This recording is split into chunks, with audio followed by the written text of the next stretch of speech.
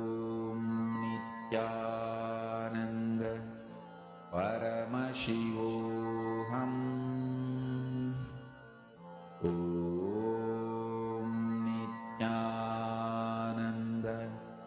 Paramashivoham.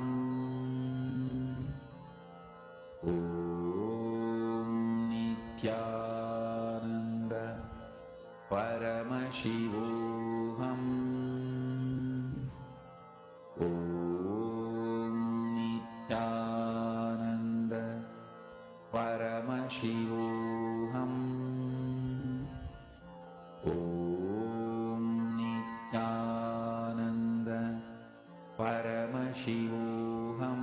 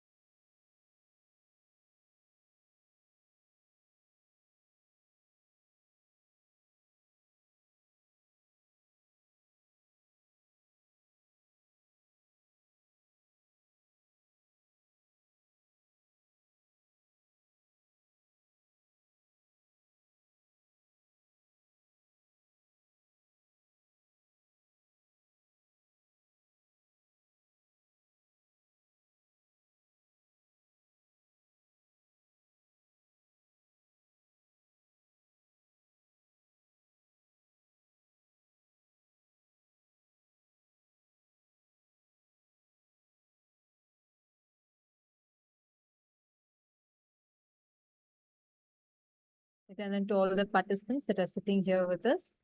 Now, all of us learned a very powerful revelation from Swamiji on what is karma. See, usually we think karma means that action, you do an action, you get a reaction back to it. It definitely go and hit someone, definitely someone will hit you back. We call that as karma. Correct? But Swamiji is saying that it is not about the actions we do, but the thought currents that are driving a particular action. That is karma. How many of you are understanding this? How many of you are understanding what karma means? Karma means not that you do an action, you get back an opposite reaction from life. That alone is not karma, but karma means the thought currents from which you're stuck in, that you're suffocated with. That thought currents, you being stuck in that, any number of actions you do or you do not do, that is still karma. Understanding this is very important for you to be able to live, strategize, plan your life, how to live without karmas in your life. As Swamiji said, stop initiating new karma. Karma means the thought currents, thought patterns you're suffocating with, struggling with. For example, you really love your daughter, you really are very caring for your daughter. Okay. But you always have a feeling inside of you. Last so many years, you've been feeling that nobody understands you. And you feel like, how much effort from morning till night, I'm struggling, I'm working, nobody understands me. In this thought current, you're stuck with. Even from this thought current, let's say you're doing some work, you're doing some action, even that is like taking care of your own child, but you're still stuck with this thought current. That action is going to incur karma for you. How many of you are understanding this? Understanding this is so important. Ma Vera Agostino and Ma Vera Lucia, Ma Mahabhairava Jnana Surupini, all those who are sitting here with us. Kaidasa, Toronto, are all of you understanding this?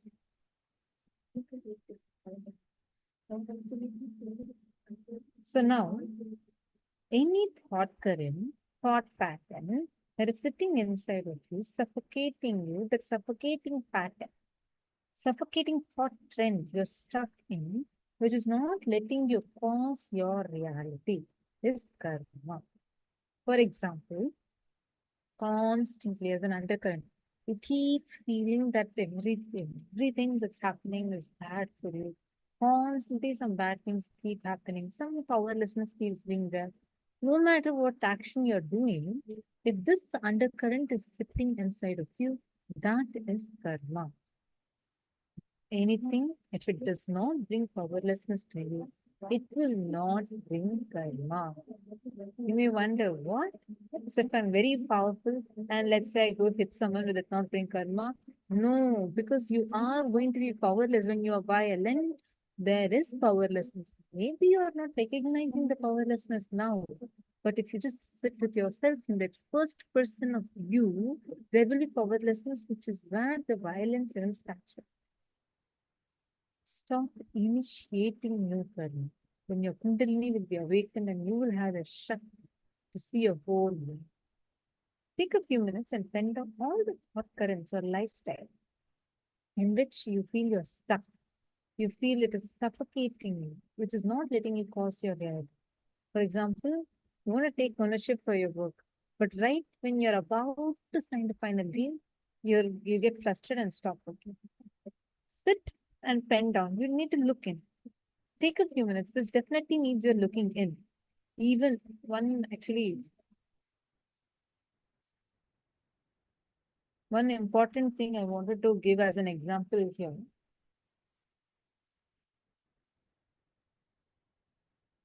This victim feeling that we have inside us. Many times society justifies that you having that is okay. You feel like so sorry for yourself. You feel having this victimhood inside of you. You don't know how much I've been struggling for this. how much I have been through in my life just to come to where I am today. Nobody else in my life can handle what I'm handling.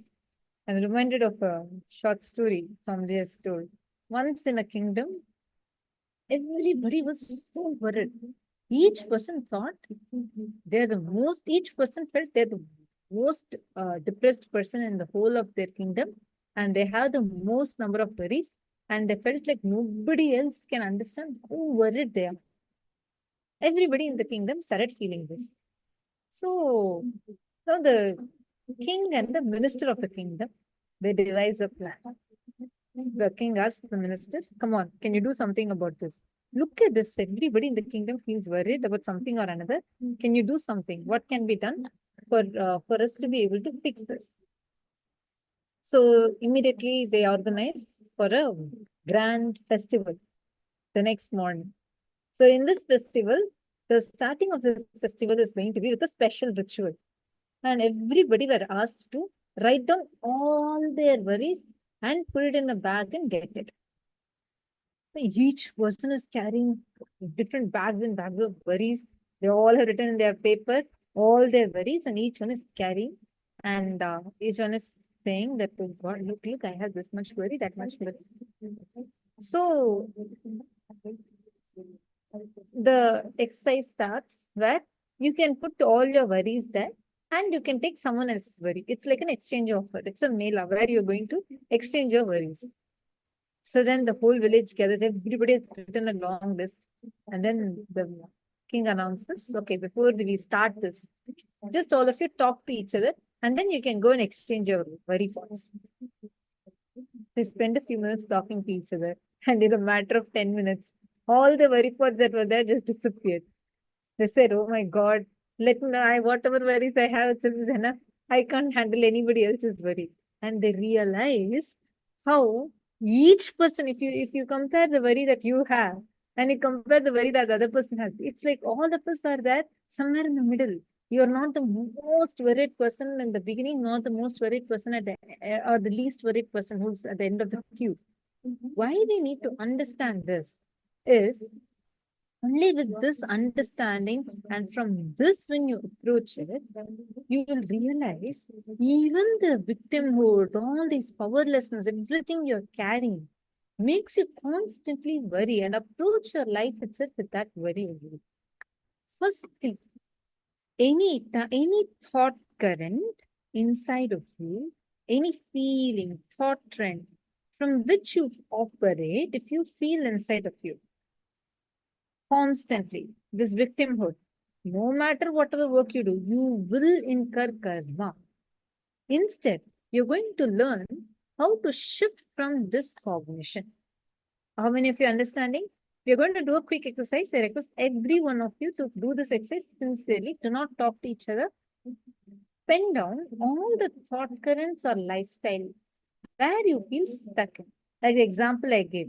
For example, all the time I feel stuck in this, I'd be able to do the work, but just when it comes to the end, I just get so stuck and I just miss out on the whole thing completely. I mess up. Please sit down now and write down. All of you, please start now. So, see, all of you understanding this part, see, just understanding this one cognition so beautifully, Swamiji will shift from how currently we are operating, like you have the powerlessness, worries, or stress, or anything as an underlying thought current. Like, I'll give you an example. Just look at your own life.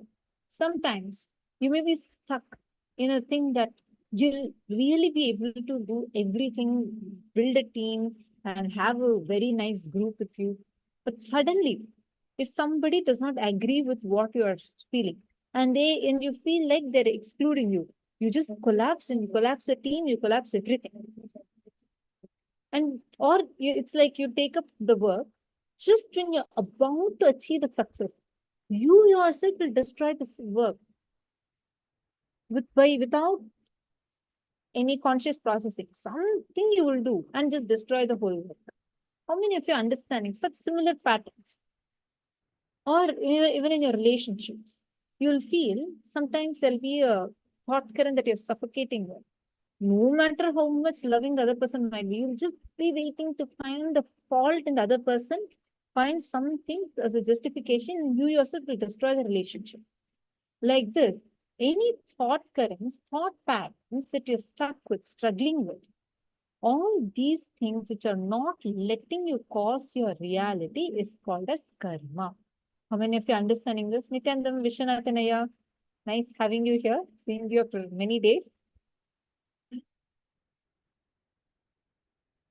All right. So are all of you understanding?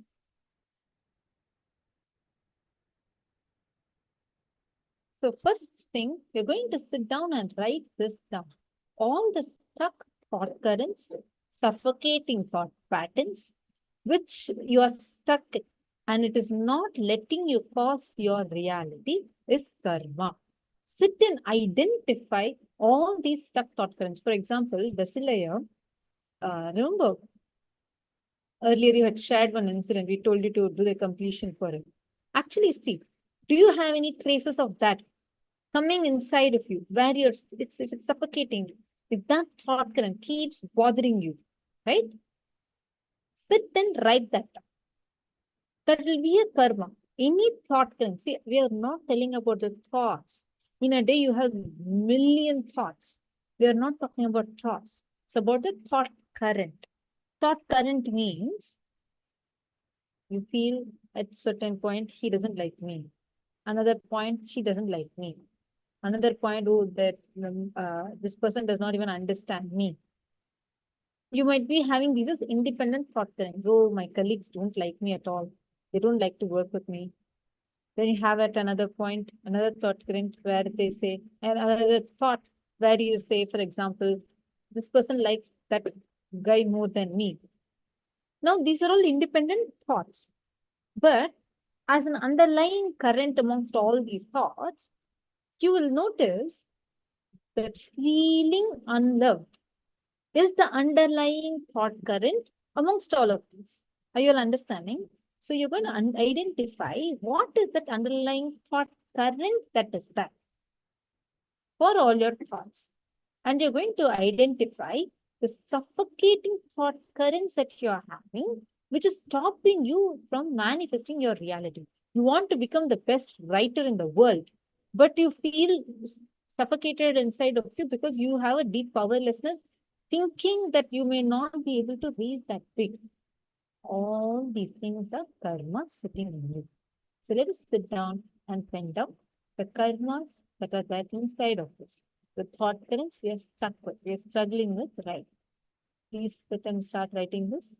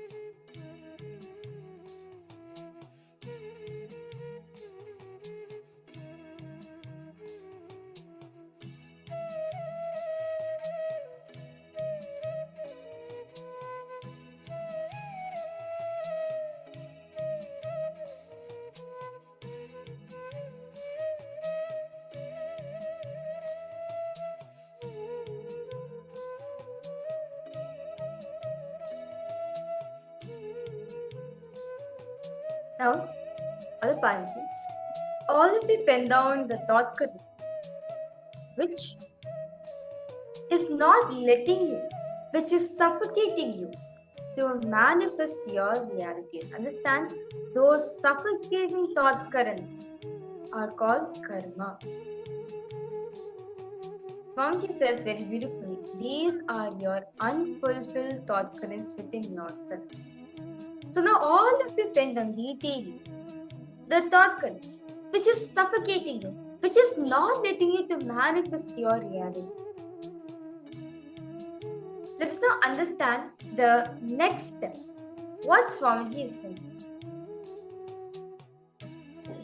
Now all of you have penned on all the thought currents which is suffocating you. Decide to discard these thought currents. Decide, I'm going to withdraw myself from these thought currents. I'm not going to entertain these thought currents again in my life. Decide to discard these thought currents. For each of your suffocating thought currents, sit and do completion. All participants now.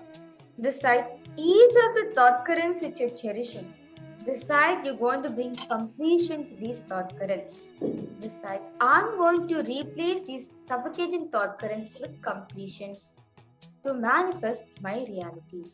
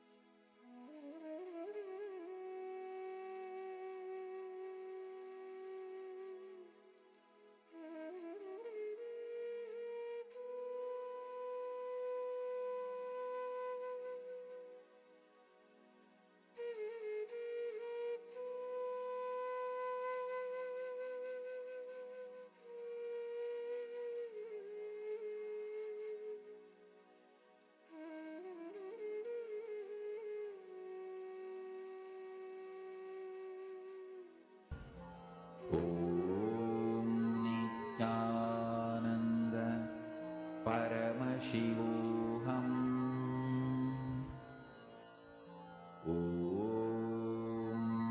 Nityananda.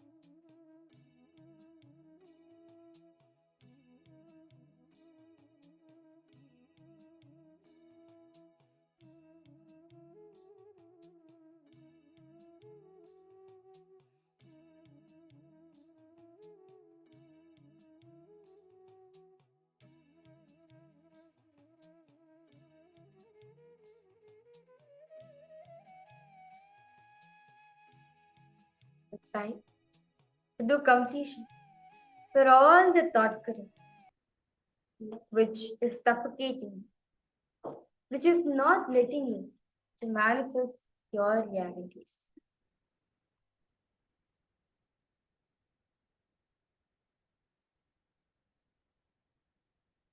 Understand all the participants. Completion is a very powerful technique which Swamiji has revealed, where anything which is suffocating you for a long time, just by deciding to complete, will actually help you to manifest your realities.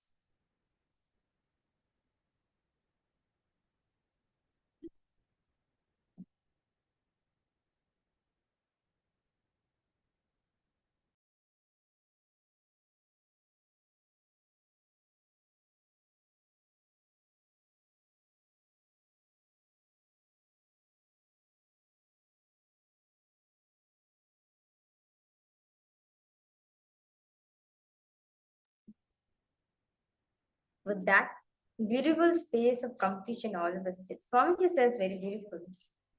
When you do completion, we are replacing our old thought currents.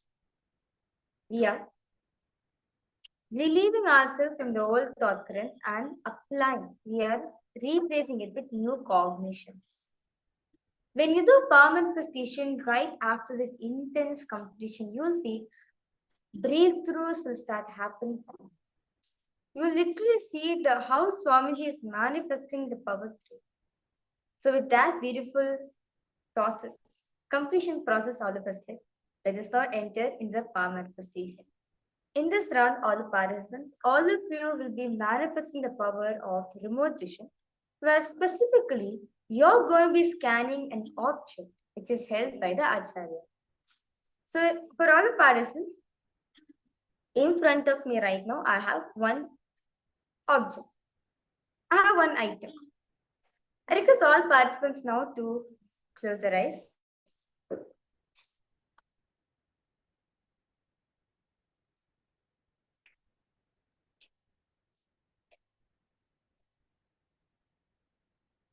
All of you can close your eyes.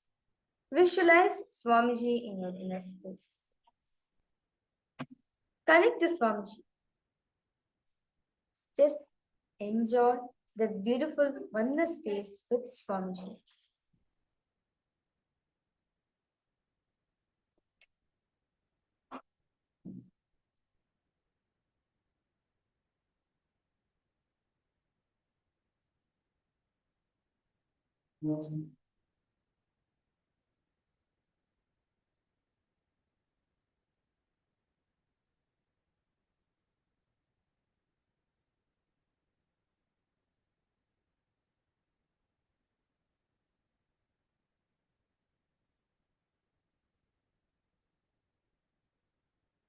Slowly, intensely, start chanting the Mahavakya. Om Nityananda Paramashivoham. Om Nityananda Paramashivoham. Om Nityananda Paramashivoham.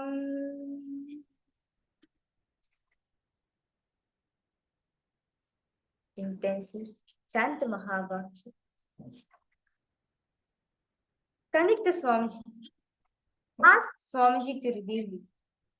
What is the object? What is the item which is kept in front of the Acharya right now?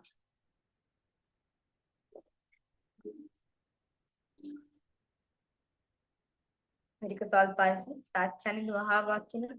Intensely start scanning.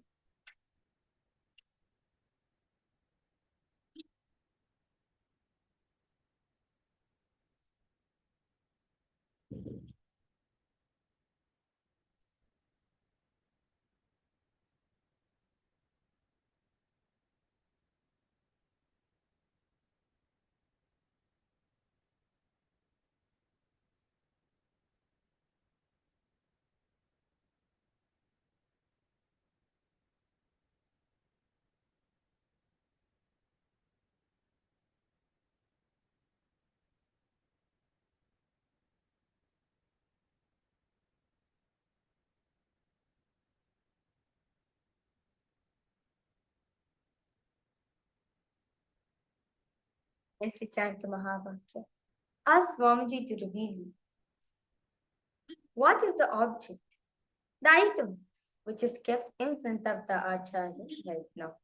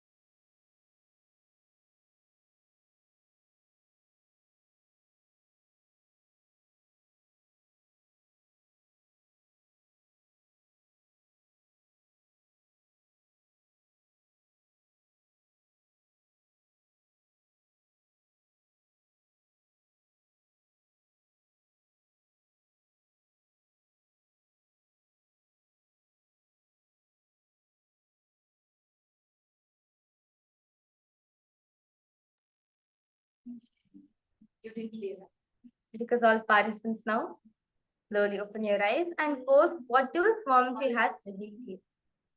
Because all participants suppose what is the object, the item which is kept in front of the Acharya right there. Because all participants to go ahead and start posting.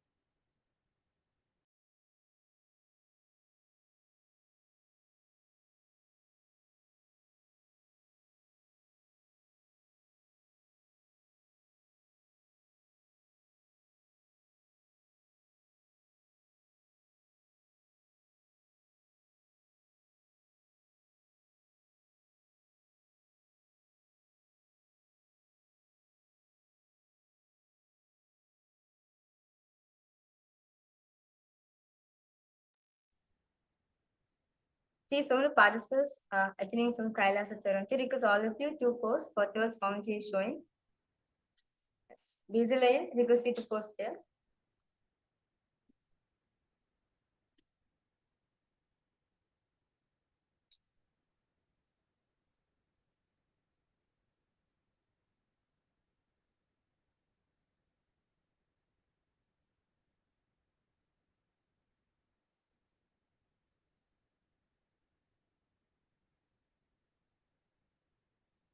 That's it. Whatever Swamiji is showing you also, exactly post, whether you ever see the color or the material, whatever Swamiji is showing you, because all participants to post exactly.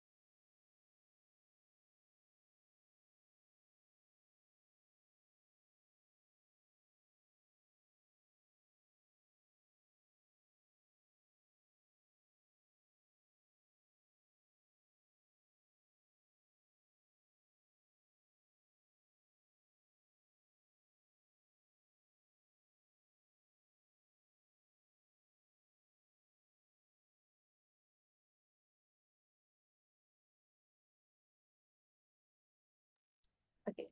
So I can see Vishwanath posted water glass living enlightened book in your art playground. Okay. Basically, you posted square golden box with basma. Okay. So let me verify all the answers. For all the participants, the object which I was holding for all of you is a deity of Swamiji. So this is called an Atmamurti. So you can see a close-up look. So this is the deity of Swamiji which was keeping for all the participants. Well, actually, he was in my puja kit.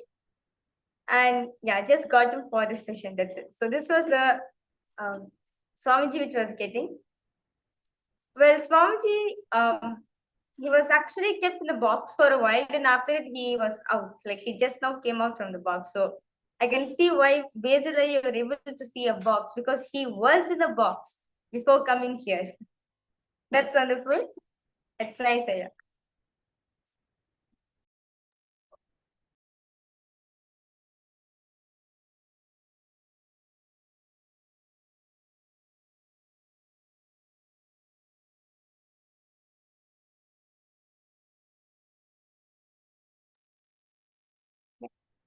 So, in this round, in this session, all the participants, we have learned about what is karma.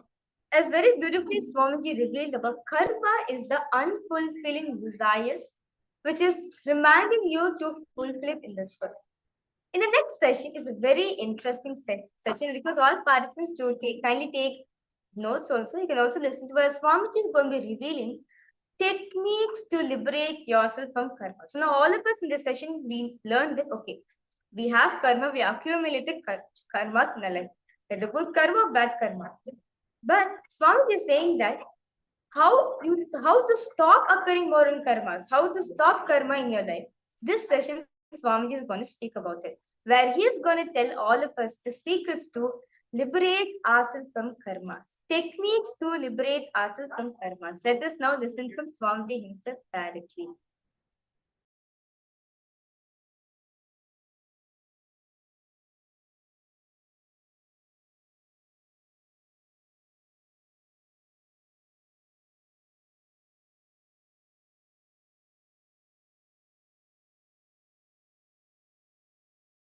Listen. Recognizing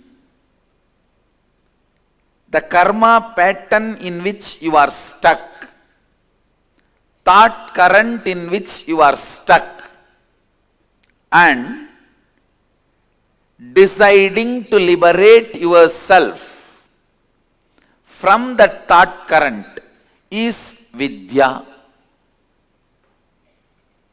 Recognizing karma pattern, thought current in which you are stuck, and breaking from that, having a breakthrough from that thought current. Please understand, your decision to change you, your decision to have a breakthrough in your thought current is required basically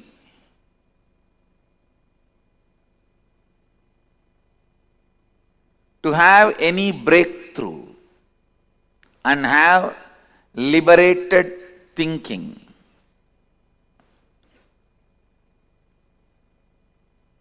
Understand some of these basic truths. If you have a thought current which can cause some health issues, be informed that thought current can never give you fulfillment in wealth also, and it can never lead you to enlightenment also. It cannot give completion in any field of your life. Understand? I am not saying enlightened one will not fall sick. All I am trying to tell you is, when you are working towards enlightenment, if a thought current is bringing sickness to you, it will not be able to bring completion to you. Means, the thought current which you are entertaining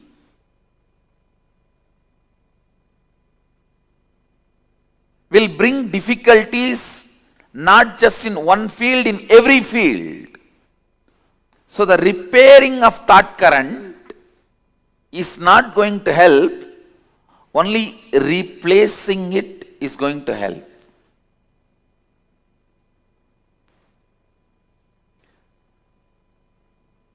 When you have a problem, do not suspect just your actions. Suspect the very you. Please understand. Do not suspect just your action. Suspect the very you. Means your very thought current, your idea about you. Suspect that very you, because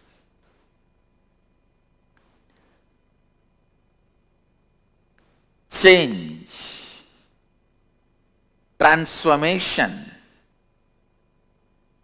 reinventing yourself having a breakthrough from karma pattern. All this is easy and doable in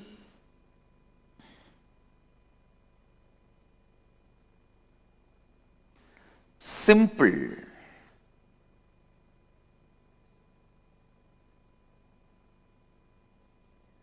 decision of suspecting your very thought current.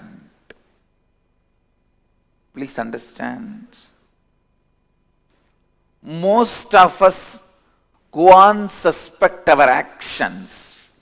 I think morning I don't get up and do yoga, that is why I am sick. I think I don't go to office in time, that is why I am not earning. I think I am not taking right decisions in my office, that is why I am not earning. All this is suspecting your actions. No. That is not going to solve the issue. That is not going to give you a breakthrough. Suspecting your very cognition about you. See, early morning, unable to get up and go for yoga, means you have the deep cognition that is not possible for me. It doesn't look like me. It looks like somebody else, not me.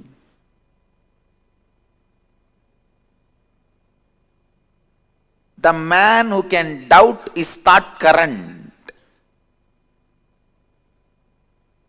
will go beyond self-doubt. Actually, the ultimate yourself can never be doubted. It is self-effulgent.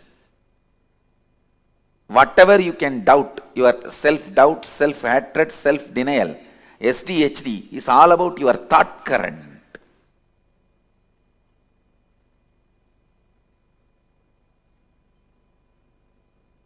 You should doubt your thought current, which is creating SDHDs in you, and complete that SDHD, self-doubt, hatred and denial. Please listen. Do not confuse the words. I am giving you the exact essence.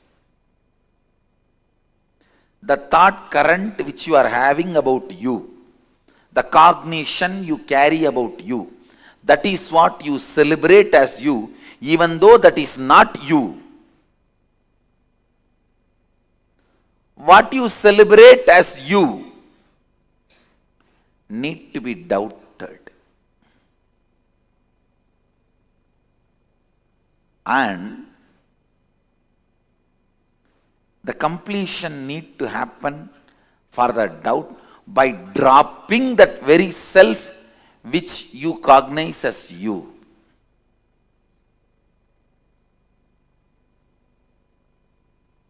I tell you, if you are not able to get up early morning and go for yoga, it's very simple problem. Or I am giving you another one example. You are not able to run your life unless you get your morning tea or coffee.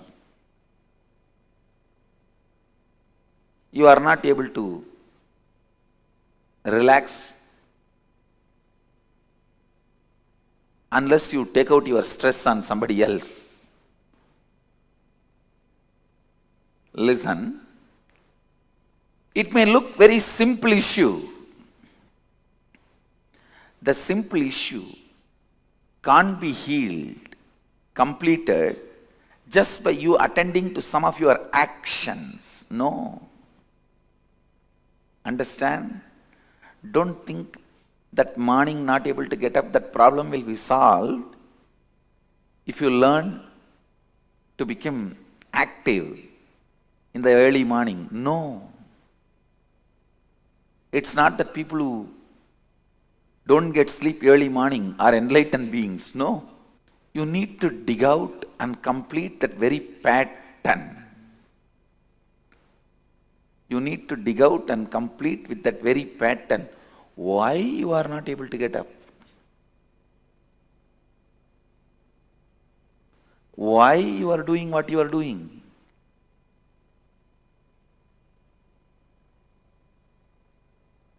Partially attending or looking into your problems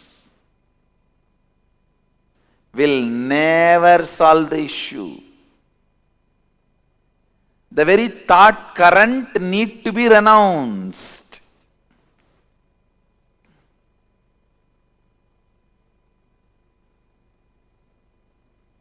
If you are having headache,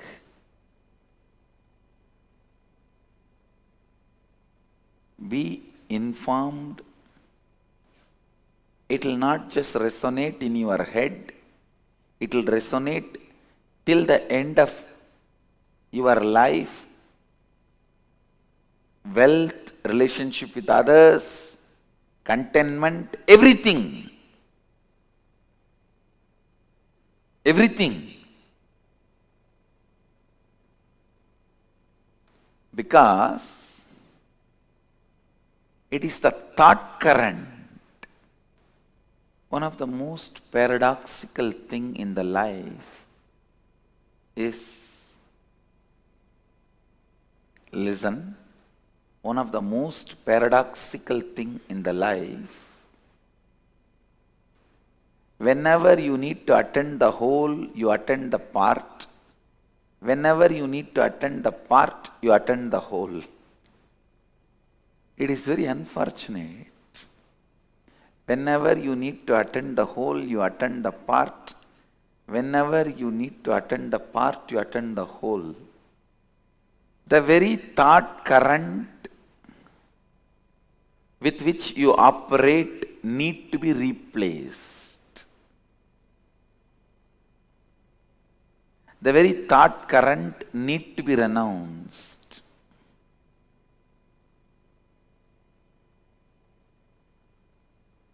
If you are entertaining the thought current, you don't have enough energy to wake up in the morning.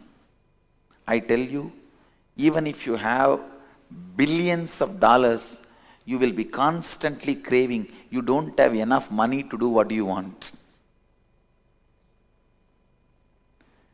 Because you do not know the power of the money which you already accumulated and having it. You will consider them as zeros and still continue to feel poor. I tell you, the man who feels active about himself, the kind of a richness he feels, and the man who feels stagnant about himself, the kind of a poverty he feels, I tell you, feeling stuck in your inside is the real poverty. Feeling stuck in your karma pattern. When I say feeling stuck, I define, please listen, I'll define feeling stuck. Today, you somehow wake up, do little yoga, and even go up to the level of Kirtan, Guru Puja, then 9 o'clock flat. Then for 1 week, nothing moves. Again, after a week, you attend karma webinar and you decide to break from that pattern. Again,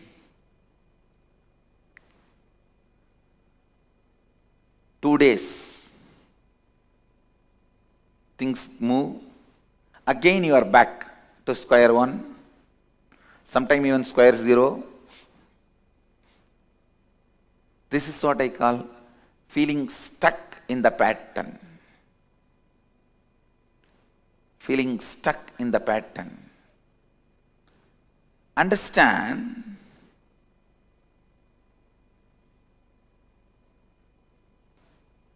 unless you give a breakthrough, you give a break for yourself, unless you decide to break from this karma pattern,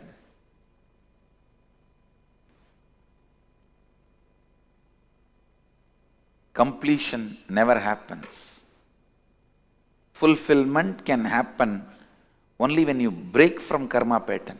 I tell you, I have seen millions of beings, not just human beings, Gandharva, Kinnara, Kimburuda, Yaksha, Rakshasa, Bhuta, Preta, Pichacha. I have seen all types of beings.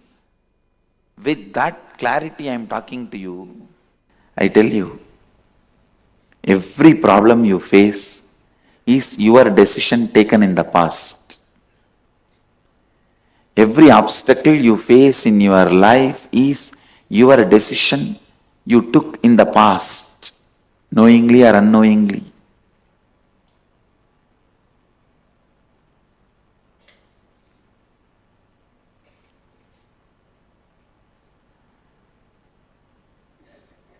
You can decide now strongly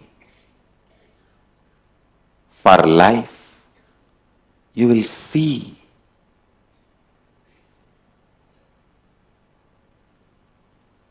everything, all the best things of life expressing itself.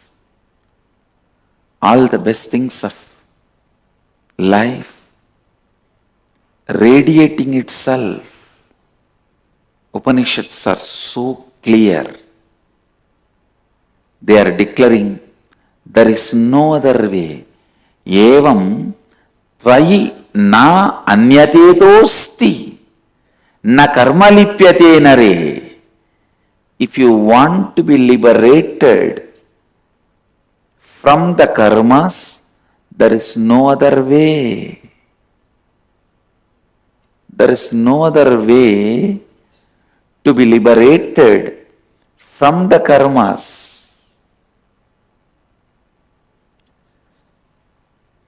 There is no other way man can free himself from the bondage created by the deeds. Kurvan neveha karmani jijivishecha daggum samaha evam tvayinanyatetosti na karma lipyate nare.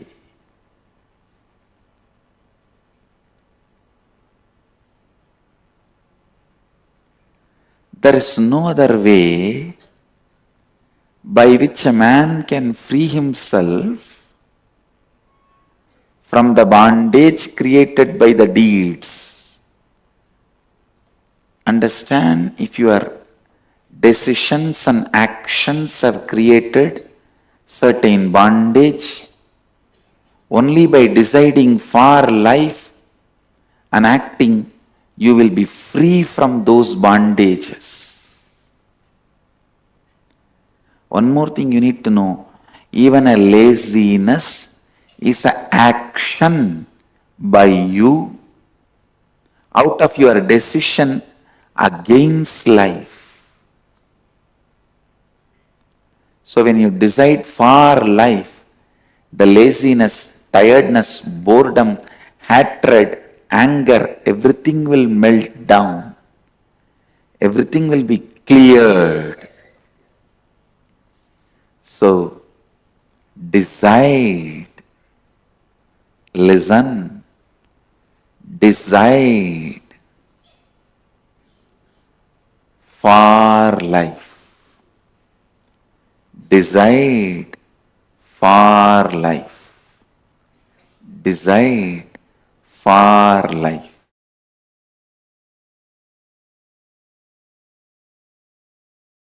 Now I am coming to the principles. Universe is consciousness. You are conscious, I am conscious, we all exist very decisively, consciously, not accidentally. So whatever we contribute, good or bad, does not die. So now, I'm going to give you principles, one or two truths. See, in low level, animal level of existence, all the good you do, you have to enjoy. All the bad you do, you have to suffer. The next human level, if you raise, you can exchange, means cancel good, all the bad for the good you did. If you raise to the God level, divine level, the good and bad does not bring direct result to you because you are not doing it for yourself, but it brings the collective effect. Listen, I'll tell you now. I'll give you the example. In animal level, if you give food for 5 people, you will get that punya. You have to enjoy that punya. You cannot avoid it. If you hurt 5 people, you have to go through that pain. You cannot avoid it. Neither good nor bad can be avoided. You have to go through both. For the good you did, you have to spend time in Swarga. For the bad you did, you have to spend time in Naraka. Mandatory. In human level, if you raise little bit, I'll tell you how to raise. If you raise little bit, you can cancel with each other. For example, oh, this person did this much of bad. 5 people have been hurt by him. Okay, let him do good for 5 people. With that, it is neutralized. For example, if he has deprived food for 5 people, okay, give food, do annadanam for 5 people. It's neutralized. Prayaschitta is enough. You are free from the punishment. You don't have to suffer the karma just by prayaschitta. It's a human level. Next, divine level. Neither he gets the punya of good, nor he gets the sin of the bad, because he himself is not doing it for his personal gain. In the divine level, he does what is good for the world, what is good for the larger society. He makes only that kind of decision. So the result also goes to society. He himself does not suffer. Like decisions of Krishna, he never suffered the outcomes of good or bad from his decisions, because he took decisions always for the good of the larger number of people. So he never personally had any suffering. Same way, Rama. All his decisions, he decided for the larger good, never for personal gain. So never he suffered the results, outcomes. Understand? In divine level, because of your unselfishness, your actions and reactions, good or bad, does not bring any result for you. It goes to the society for whom you decide. Now, I'll tell you how to raise yourself step by step. In the animal level, you are too much clutched to the idea of this world, materialism, this world. too much of selfishness, too much of identity with the body, too much of matter-oriented mentality. Means constantly you count only your currency to know about your value. There is no value for the kind of a depth of life you are living. Understand? Depth of life is far superior than the currency you have in the bank. I can tell you very clearly. I think now the corona has made the whole world understand. Depth of life is far more important than the currency, because many things depth of life can add, currency can't add. And all the time, energy you spent for the currency, now the life is also gone and currency also gone. Understand? Depth of life.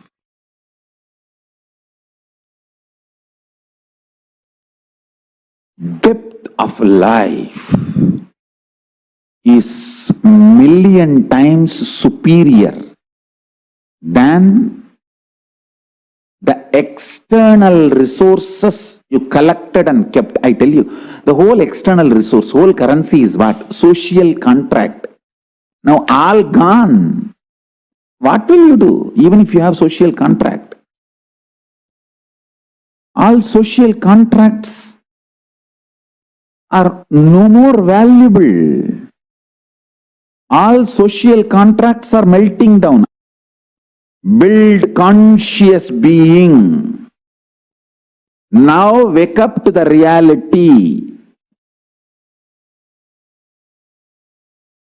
Build your body, mind more and more with intense conscious understanding about the cosmos. Understand the analogy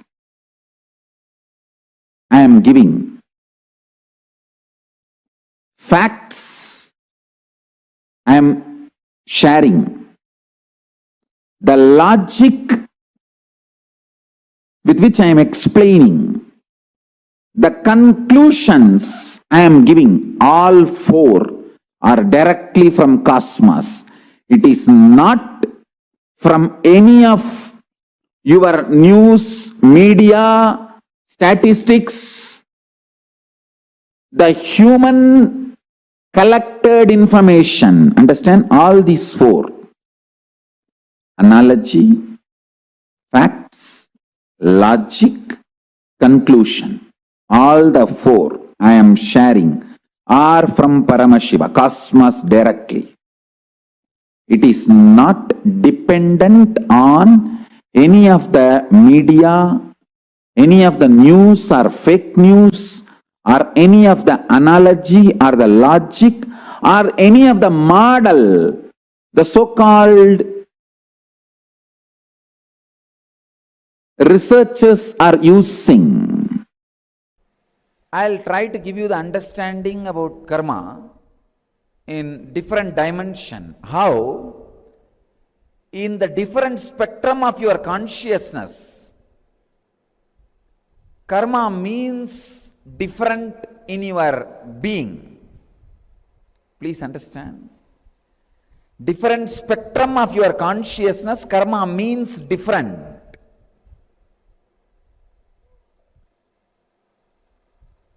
How in different spectrum, different level of understanding about karma exists?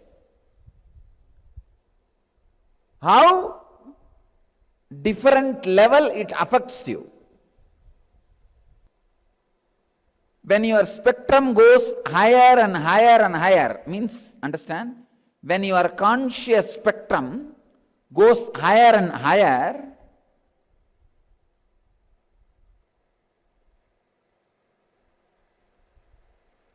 your actions and reactions becomes more and more sensitive, evolved, conscious and spiritual. It does not kick you back It does not bring suffering. Please understand. When your spectrum is low, your actions also will be based on violence. Your reactions also will be suffering. When your spectrum is high, your actions will be based on the highly evolved consciousness. Your reactions also will not be based on suffering. If you are in the lower spectrum, even you can't fight with your own violence. So the only way to live is better raise your spectrum.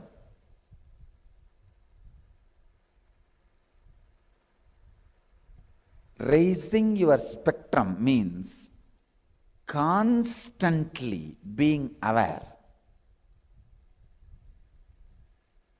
Constantly being aware. Understand? Do not do any action in 2G spectrum. Do not do any action from the low spectrum. Understand? If you are having violent mood, suffering, don't act. Don't take any action. Don't move your body with it. Whenever you move your body with any mood, that mood becomes biomemory. If any memory moves your biology, your body, it becomes biomemory. You strengthen it. Don't. I tell you, in 1G spectrum, all movements are based on just simple ignorance. You don't even know. He does not even know why he is going and doing this. If you want the example for this 1G spectrum, 1G level, first level conscious, these coolies, rowdies, who go and kill people for money, sufaris, they call it suparis. If you just pay money, they will go and kill somebody. Why they are doing it? Even they don't have a clear idea.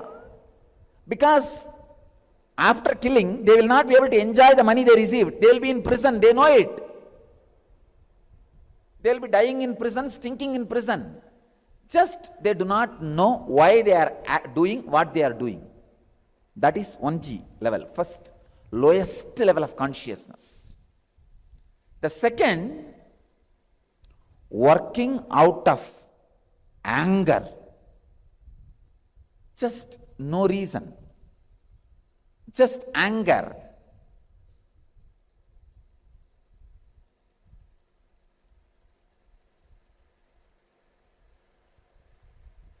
Even if I lose something, I don't care. He should not have it.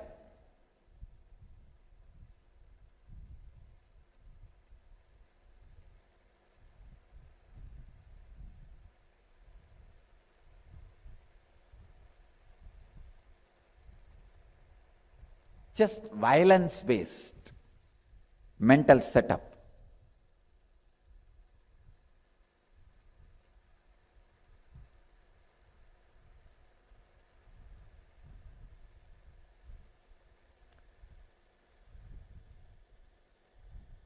Even if there's no gain for me, I'll see that he is destroyed.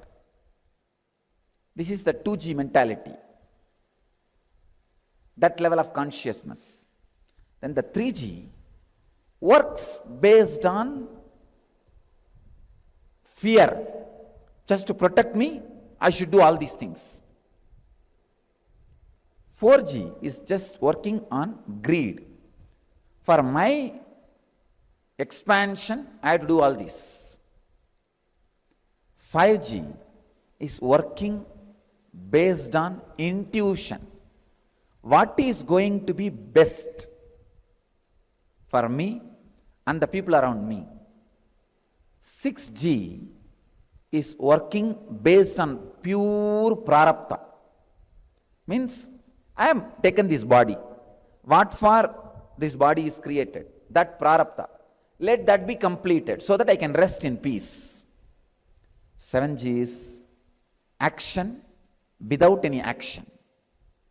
Action without any engram.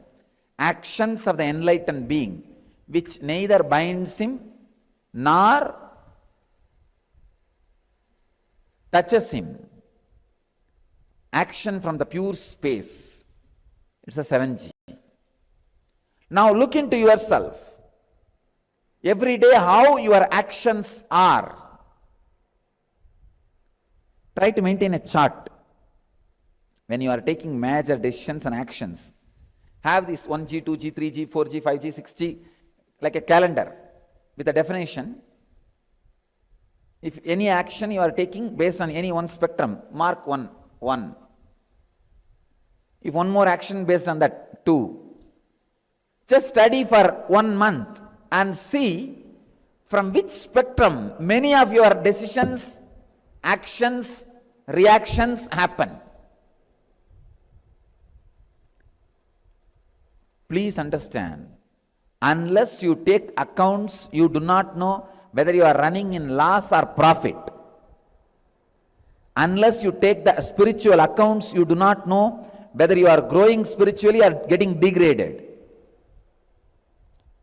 I have seen many people thinking that they are growing, but they are getting degraded only. Have this spectrum analysis done on yourself. This will help you. After analysis, see, the moment you take the accounts, you know, oh God, I am running in such big loss. Come on, let me be more intelligent. Better let me start changing the way I am acting. The more you go towards the higher spectrums, more you are going to live consciously an enlightened life. More you go towards the lower spectrum, more you will be suffering. Try to do this as experiment. When you work, act, react from higher spectrums, the higher energies start happening, opening in you. All you need to do is, every time when you make a decision, just try to mark from which spectrum you are operating. So naturally you can simply know what kind of diseases you can expect in your life, what kind of powers will express in your life, what kind of lifestyle you are going to be living. Whole thing can be very clearly described. I can say that this is the perfect inner astrology. Astrology of the inner science. Very clearly it can be described. Because based on your decisions, actions and reactions, the whole thing can be clearly defined. Now, just sit with this one understanding. Let me raise my spectrum, start functioning from intuition and prarabdha and pure space, and decide, from today, I'll start functioning from intuition, from my prarabdha, means the broad karmas, to achieve enlightenment, and from the pure unclutched space. I bless you all who are sitting with us around the world at this moment. Let you all achieve, experience, live, express, radiate and share the eternal bliss Nityananda. Thank you. Whatever good you have done to Guru and Sangha, that good karma will come. Same way, whatever bad you have done, that bad karma cannot be escaped. You can't escape from that bad karma.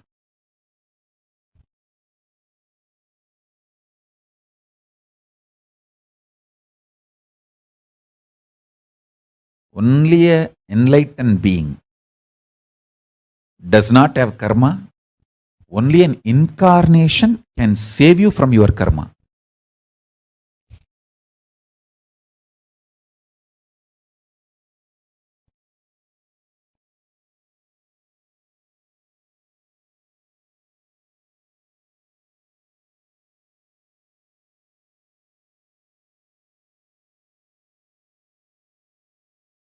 Listen carefully. When a guru gives a guru walk, never judge him.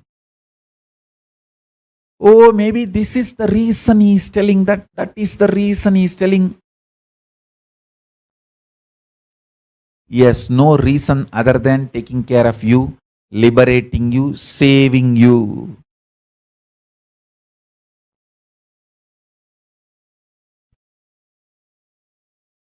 Many times I have told people, hey, this is the time you and your husband should be away from each other. You and your mother should be away from each other. You and your brother should be away from each other. Means when there is a karma trait, karma connection running through them, one agitates the other with extreme compulsive reactionary patterns. I tell them, be away, be separated for some time. It will be good for you, otherwise both of you will irreparably destroy each other. Whoever listened, obeyed, they survived. When they try to give their own reason for my guidance, then who can save them? That is up to their life. Life is rhythmic continuum. If you avoid this boss in this life, it's not that you are going to be liberated. You will project the same boss in your life continuously till you come to completion with the pattern why you are projecting the same type of people in your life. Karma sabalyam is janma sabalyam. Not changing place, person, situation. No. Karma sabalyam is janma sabalyam. Means completion of the karma is completion of janma. But always what we think, somehow if I escape from this boss, I am saved. If I escape from this person, I am saved. If I escape from this situation, I am saved. Sometimes we say, okay, I need to escape from karma, but let me first escape from the situation, then I will plan. Listen, if you decide to change the karma and want to escape from the immediate problem, God will support you completely. Any man who decides for completion, the whole cosmos supports him. Cosmos is not interested in taking revenge on you. It is interested in rejuvenating you. Listen to this important truth. Let me solve my karma pattern, but immediately I want to get rid of this few mess up. How many of you have that kind of a thought current and request? Raise your hand. Pen down that. Because I'll invoke enough energy that you are immediately rid of that messes as miraculously. With the commitment, you are going to get rid of the karma pattern once for all. The moment you want to transform, I have authority to use all my powers to empower you. Listen carefully. Whenever an incident happening in your life, the time and space are flowing on one another. Your inner space is the space, and time is just moving. But in your inner space, if there are some traffic jam, like obstacle in the path, like what you expected from time, your life, what you want if it is not happening, what you don't want if it is happening, that projects out. And if I have to give you a precise example, a stone or a nail sticking out in the road. If there is a stone or the nail sticking out, sticking out in the road, and your car goes on that, what happens? Tire gets punctured. Same way, what you want, the greed, what you don't want, that fear, if you carry that two in your inner space and approach the time, your life, the time gets punctured here and there. Those moments becomes karma that gets caught in your inner space. That is what is incompletion. Now, going back to that same time and same space, when you are reliving, they actually don't mind anymore, don't matter anymore in your life now. See, the tire which got punctured, at that time it delayed you going to the office. At that time it was a headache in your life. Now it is no more a pain. No, it doesn't matter anymore. So when you relive them, that same time will be relived with the space where there is no nail or a stone sticking out in the, like a fear and greed. A smooth flow of time and space is ensured.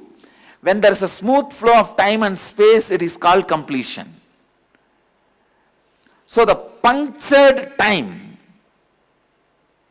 is made to run through your inner space again consciously.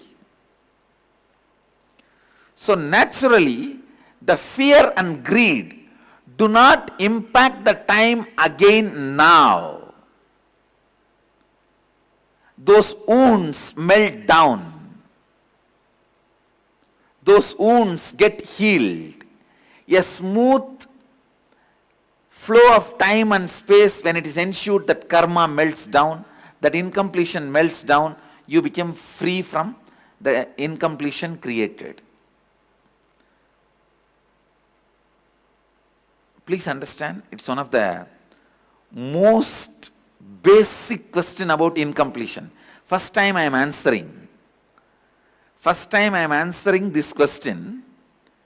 This is the most basic science of why, how incompletions are built and why it gets completed when the reliving happens.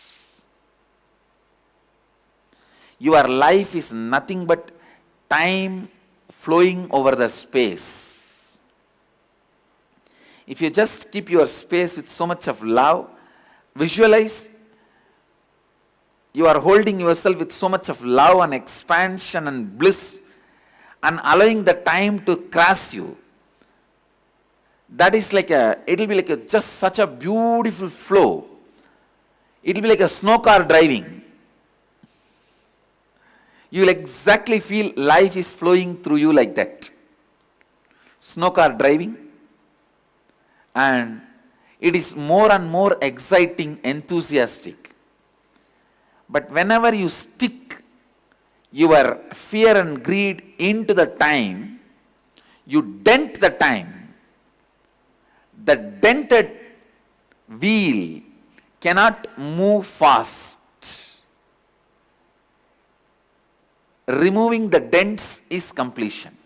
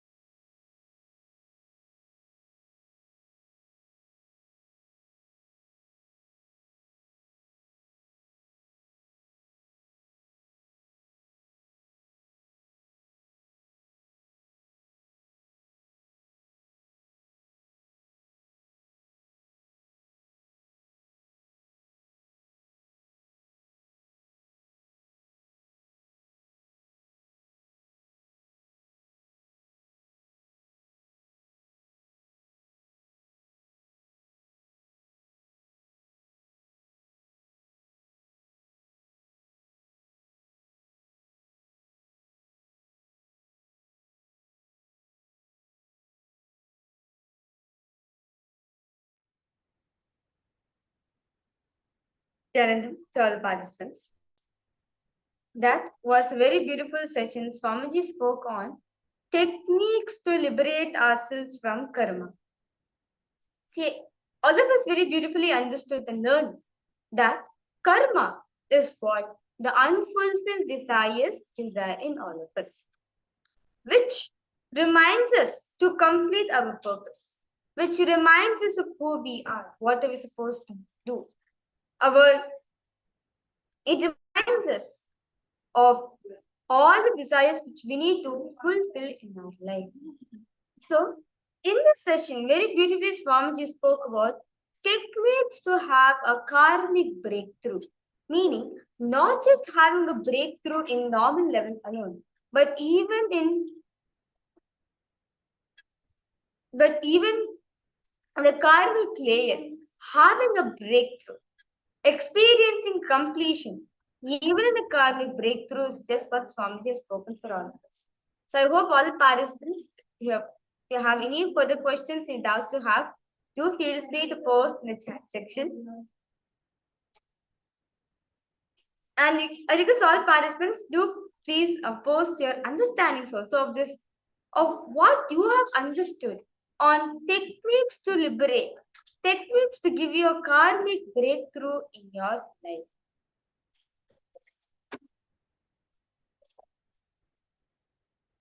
So all participants, go ahead and post your understandings. So very beautifully, Swamiji says, completion. Completion is a very beautiful is a very beautiful technique given by Swamiji to rejuvenate ourselves completely.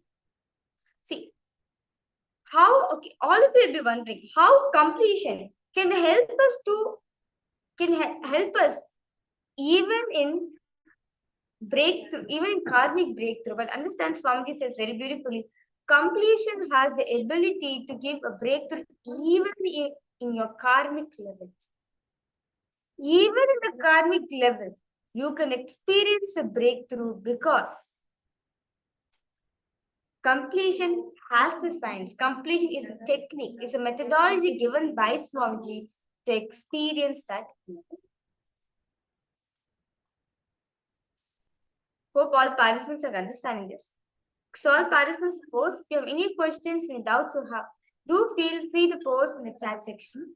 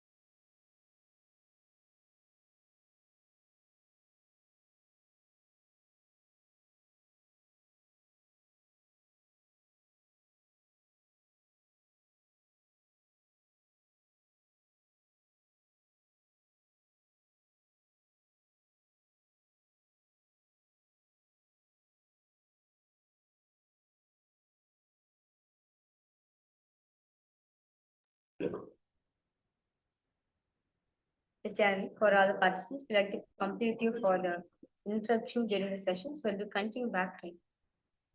So the last we were understanding about the science of completion. How completion has the ability, can help us to complete us, give us a breakthrough in life, even in the karmic level. So understand karma is nothing but what? Understanding that it is nothing but unfulfilled desires, unfulfilled realities which are there in our life, which reminds us continuously, that this is not us. You need to fulfill this in your life. So, by doing completion for all the patterns, by doing completion for all the unfulfilled desires, you will see that you start accumulating more and more karmas.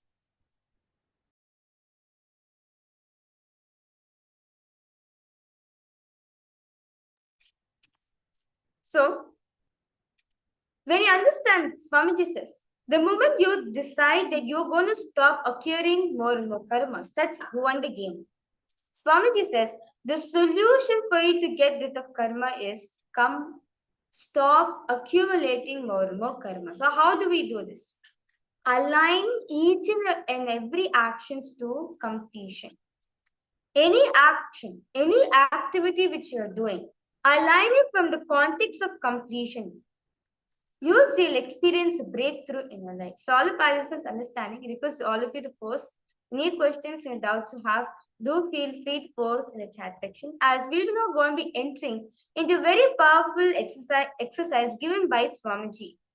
A step-by-step guidance given by Swamiji to get ourselves rid from karmas. Karmas can be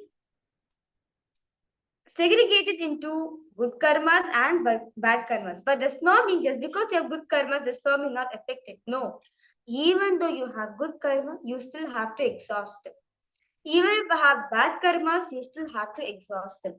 Both you have to exhaust for you to experience completion in your life. It is important for all of us to do completion every single day. Swamiji says, if you do completion every single day in the night, right before going to bed, you will see where you were missed and you stop accumulating more and more karmas. As you will, from a third person point of view, you will see exactly what is stopping you to manifest life. You will see what is it that is making me to manifest life like this. What is it is stopping me not to manifest a karmic breakthrough in my life? So, let us now enter into a very powerful exercise for us to experience a breakthrough even in the karmic layer. So, Swamiji says very beautifully that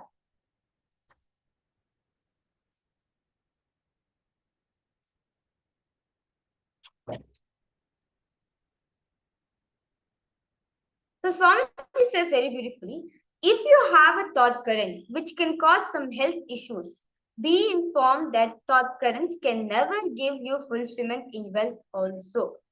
And it can never lead you to enlightenment also. It cannot give you completion in any field of life. And Swamiji is saying, so understand any thought currents which is occurring inside your inner space, if it is not letting you to experience completion, if it is not allowing you to experience fulfillment in your life, then understand in any field of life, you will not be able to experience a breakthrough. The repairing of thought currents is not only going to help, only replacing it, it is going to. When you have a problem do not suspect just your actions. Suspect the very you, the very cognitions which you cherish, the very ideas which you entertain, which let you manifest life like this.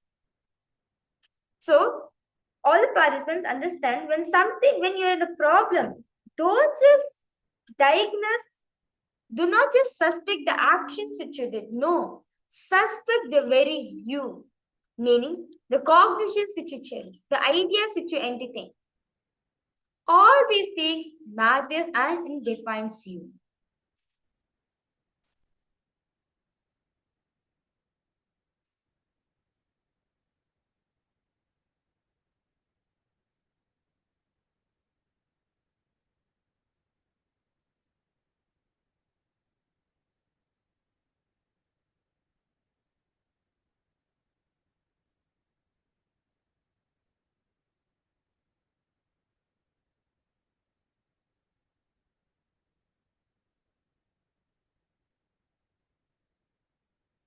Now, for all the participants, the first step of karma starts. The first step of karma starts when we accumulate. When the first time we took decisions against life.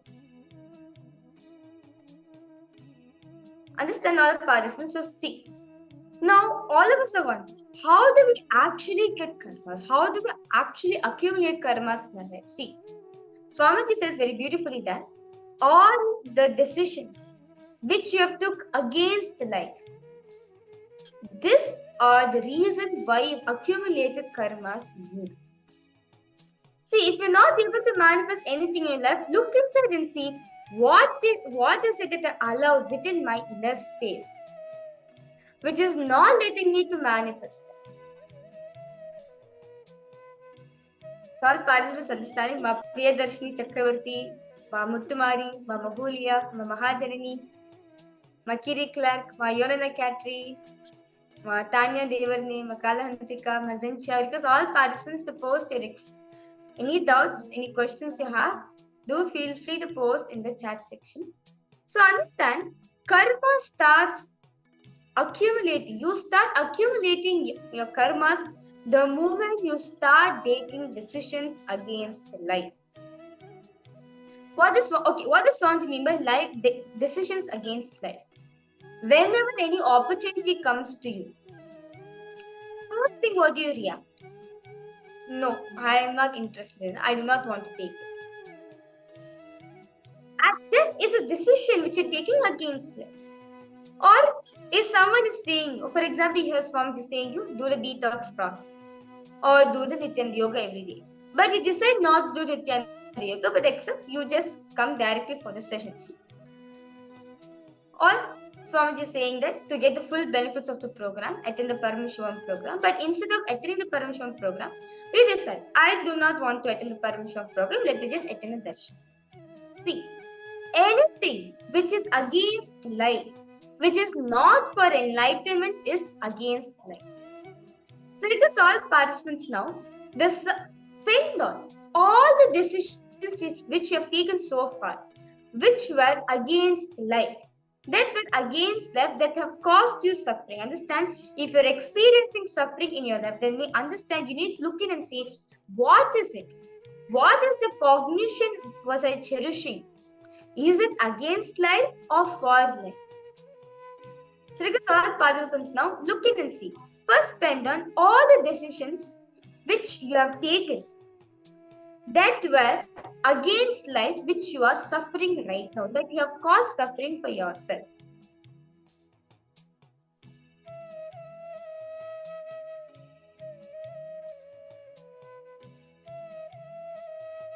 All participants understand?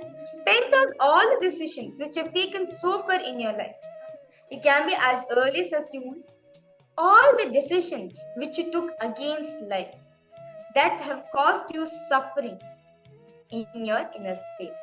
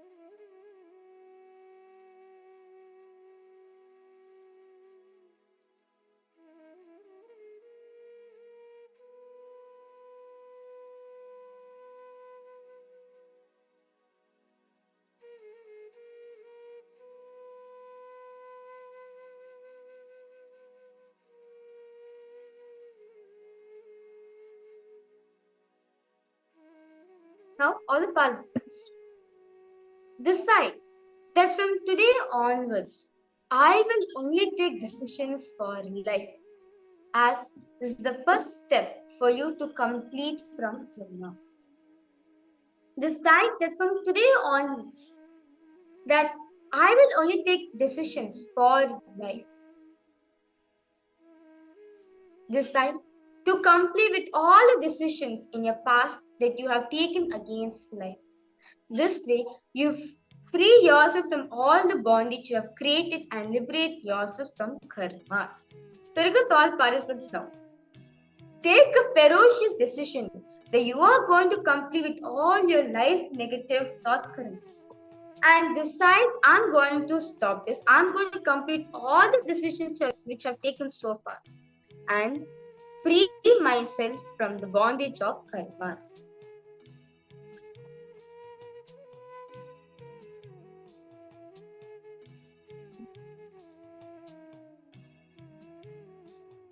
Understand, Swamiji is saying, when your spectrum is high, your actions will be based only on the highly evolved consciousness. And your reactions also will not be based on suffering. Constantly being aware. Do not do any action if you are being violent mood or suffering. Now request all participants now. Look into your actions. Look into yourself every day. How your actions are being taken. From what space it has been taken. Maintain a chart when you are taking major decisions and actions. Keep the chart like a calendar and mark any actions you are taking and from which space you think. So request all participants now. Make a 2 columns saying these are decisions which I have taken and this is space from which I have taken. Request all participants identify the space from which you are taking all the decisions in your life.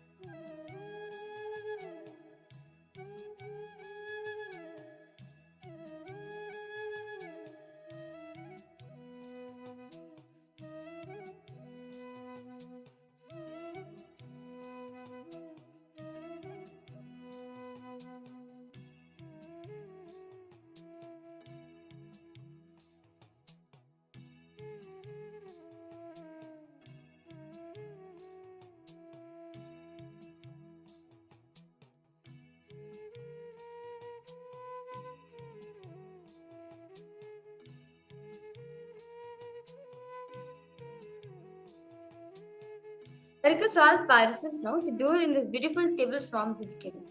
For example, for all the moods which you're experiencing, why am I doing what am I doing? Ignorance. So the spectrum which you're in is 1 grams. And your actions. Now second, working out of anger. I don't care. Even if I lose something, I don't care. He should not have. The models. The next one is work on fear, protecting. So because all participants now write this. And this is the spectrum which Swamiji has given.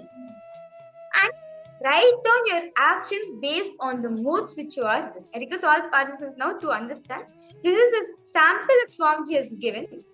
The spectrum of each. Understand, each token which you're cherishing has one specific spectrum which you are in at a point of time. So because all participants now, you can use this as a table. Now see, when I'm ignorant, what are the actions am I doing? When I think working out of prarabdha meaning your actions which you're supposed to take, the purpose. What are your actions? When you're working on intuition, what is going to be the best for me and best for people around me? So as Swamiji says that, when you are engaging yourself when you are doing all the negative actions, all the life against life shortcomings, you will see your spectrum will be lower. But when you decide to cherish yourself for life is for others, life and deciding to be for life, you will see your spectrum will become higher. So because all participants now to start diagnosing. If you have any doubts, any questions, do feel free to post in the chat section.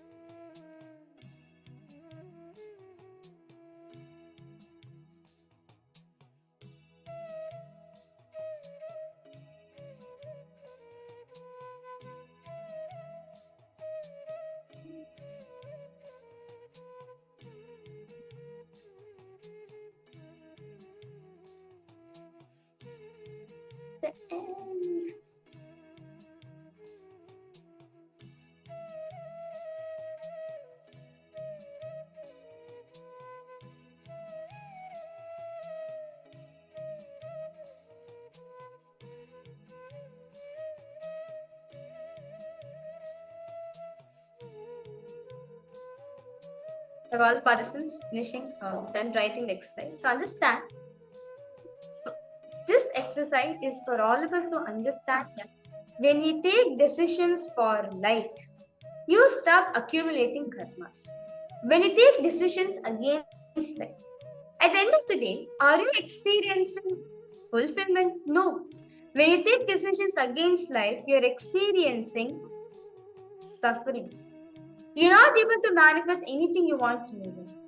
So decide from today onwards, let me cherish only those of the thought currents which are for life. Understand? Swamiji says when you're taking decisions for life, these are positive thought currents which you cherish, which actually helps you in manifesting your reality. So I request all participants to post if you have any further questions, any doubts you have. Do feel free to post in the chat section. Yes. All the participants returning from, okay, basically you've posted. So is everything that makes us feel bad or uncomfortable in situation or with others classified as karma? It depends, out of the cognition from which, the space in which you are doing. Like for example, if you're doing an action and if that action makes you feel bad, then it is karma. But if the same action makes you feel powerful, but it is for life, it is not considered as karma. So everything matters when it's based on context from which, the space in which you are doing the action, whether it is for life or against life. I request if you have any further questions, further doubts you have, do feel free to post in the chat section. If it caused suffering for you and for the other person, then it is counted as karma. For example, when I'm killing an animal, for me it is good, but for the animal it's bad. I have caused suffering for the animal, therefore it is a karma for me. But instead of, let's see, the animal was in danger and I rescue the animal by helping it to come. Like for example, something was poking on the animal and I removed it. But even though the animal is in pain, it is suffering, but still my action was for saving the animal. That is not counted as karma. I hope this answers your question. If you have any questions, please feel free to post in the chat section.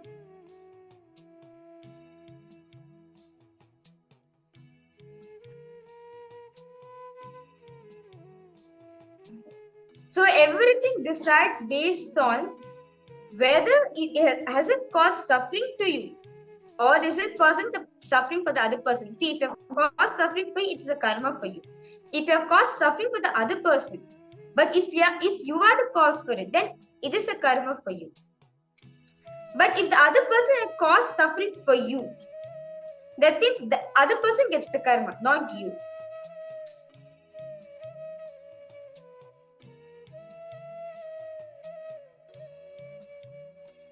I request all participants to post if any questions, any doubts you have. Do feel free to post in the chat section. So with that beautiful understanding we get, I hope basically this answers your question. So basically any question, any action done from the space of for life, it's not counted as karma. But any actions done against life, meaning it's caused suffering for you and for the other person, it is counted as karma. So with that beautiful understanding we get, we will now entering into power manifestation. So request all participants now, you're going to be manifesting the power where the Acharya is holding the object. You're going to be scanning and revealing what the object is. So request all participants now to close their eyes. Visualize Swamiji in your inner space.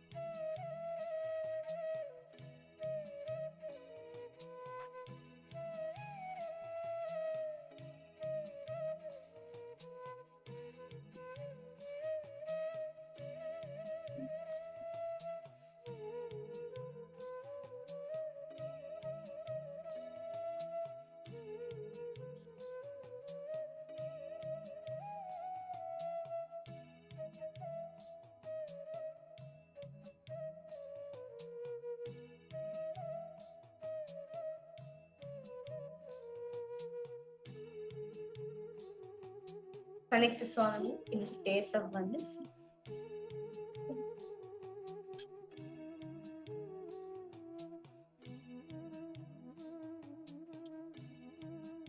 Slowly, intensely, start chanting the Mahavakya. Om Nityananda Paramashivoham. Om Nityananda Paramashivoham. Om Nityananda Paramashivoham.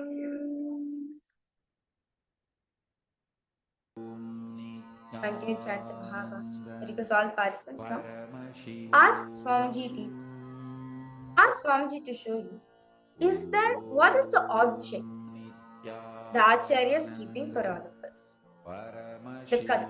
What the object is about, what the item is. Because all participants go ahead and start scanning. Paramashivoham. Om Nityananda Paramashivoham. Om Nityananda Paramashivoham. Om Nityananda Paramashivoham. Om Nityananda Paramashivoham. Om Nityananda Paramashivoham.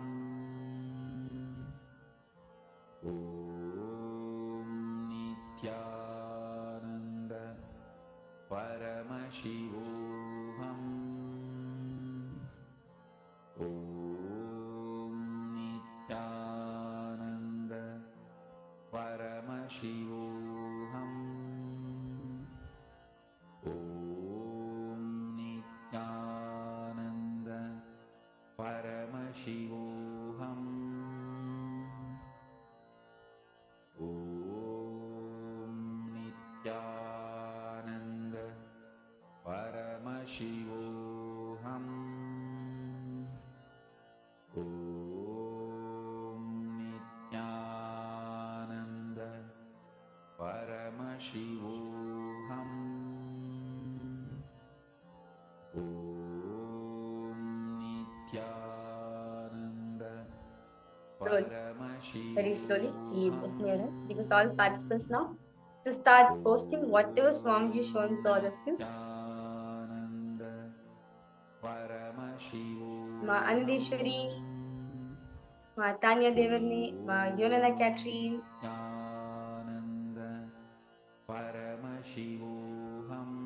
Ma Priyadarshini Chakravarti, Ma Anupama Menon. Because all participants now to open your eyes and post whatever Swamiji is showing. Paramashivoham. Om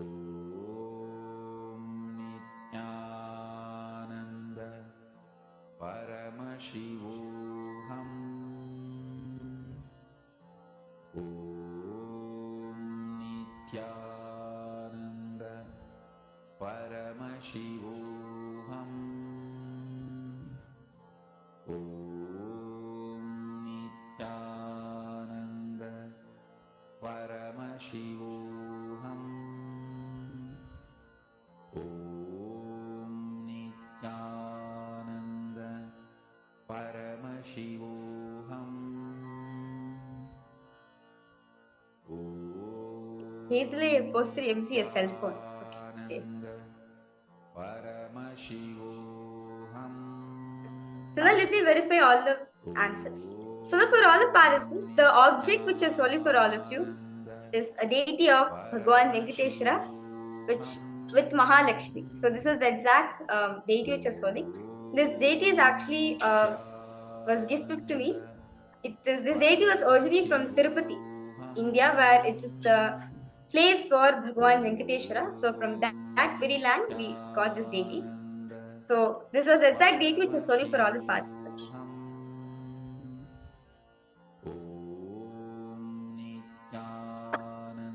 Okay. So with that beautiful understanding, let us now move ahead to the next session. See, Swamiji says very beautifully, when you decide for life, the first thing starts happening within you is you start enriching. Enriching starts when you share whatever you have. That's the first thing Swamiji did. Right after Swamiji finished all the coronation, everything rituals officially coronating Swamiji as a successor. The first step Swamiji did was, let me go share. Share whatever you have. So the life supports you. Understand, Swamiji says, when you take one step to the master, when you take one step to life, life takes thousands of steps to beat it.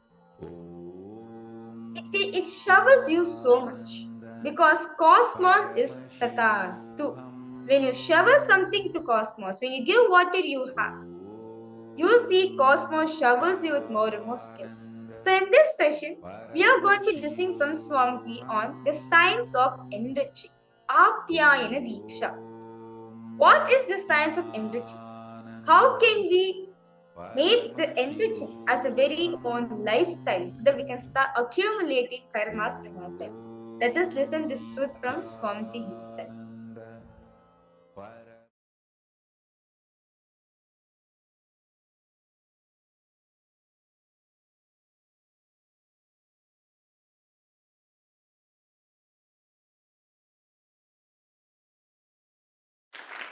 I would like to define this term, this technical term, enriching. A clear definition. Please listen. With integrity, authenticity, taking up the responsibility of enriching you and others. Please listen. Come to the space of listening.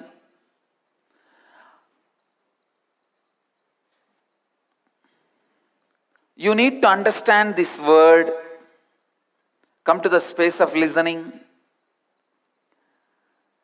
Other is nothing but unconscious, unattended, forgotten part of you. Please listen. Other or others are nothing but forgotten part of you. The moment you forget you are the whole, you fall from Advaita, the space of oneness. The moment you start thinking the forgotten parts of you is other, starts the struggle of life. The moment you forget some parts of you, that forgotten parts only become other. Please listen. So all your struggle with the other is nothing but your struggle with your forgotten side of you. I am not giving any theory. I am not proposing any theory. Listen. I tell you, if you are struggling with your boss to get 2 days vacation, if you are struggling with your school teacher, unable to do a homework, if you are struggling with your spouse, that he or she doesn't understand you, if you are struggling in your career with the investors, that they don't trust you to invest so much money, please listen. In all these moments, you are just struggling with the forgotten part of you. The part of you which you disowned. You are struggling with that. Look in. Look in. See the parts of you which you forgot or disowned. Start enriching all that. Start enriching all that.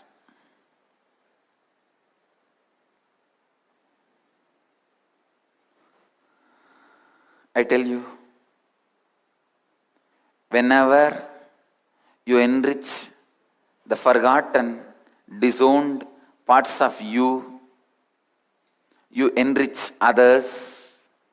Whenever you enrich others, you enrich the forgotten, disowned part of you. I am not giving you a long-term solution. Please understand, it is immediate solution. Today you need 2 days vacation, or today you need investment from some investor.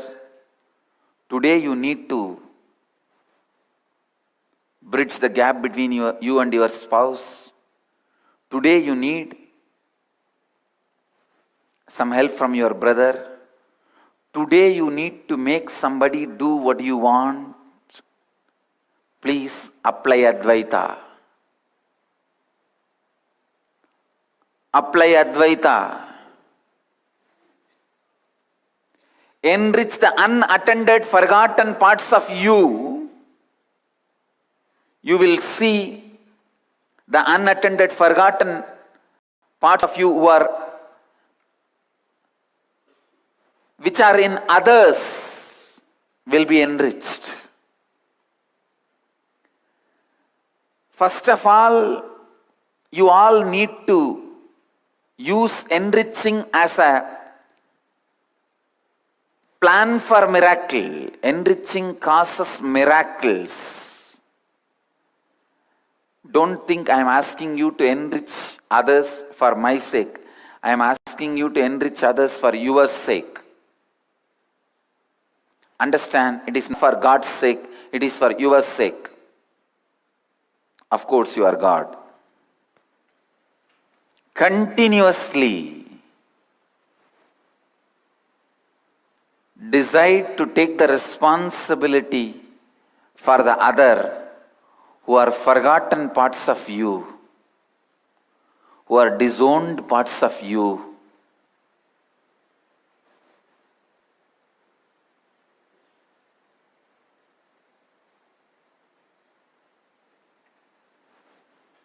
When all others in your life are awakened, you remain an awakened being. Incarnations are incarnations because they stand up and cause incarnations all around them. Enlightened beings are enlightened beings because they stand up and cause continuously enlightened beings around them. Please listen. No philosophy is more immediate than enriching. More philosophy is more immediate, effective, powerful than enriching.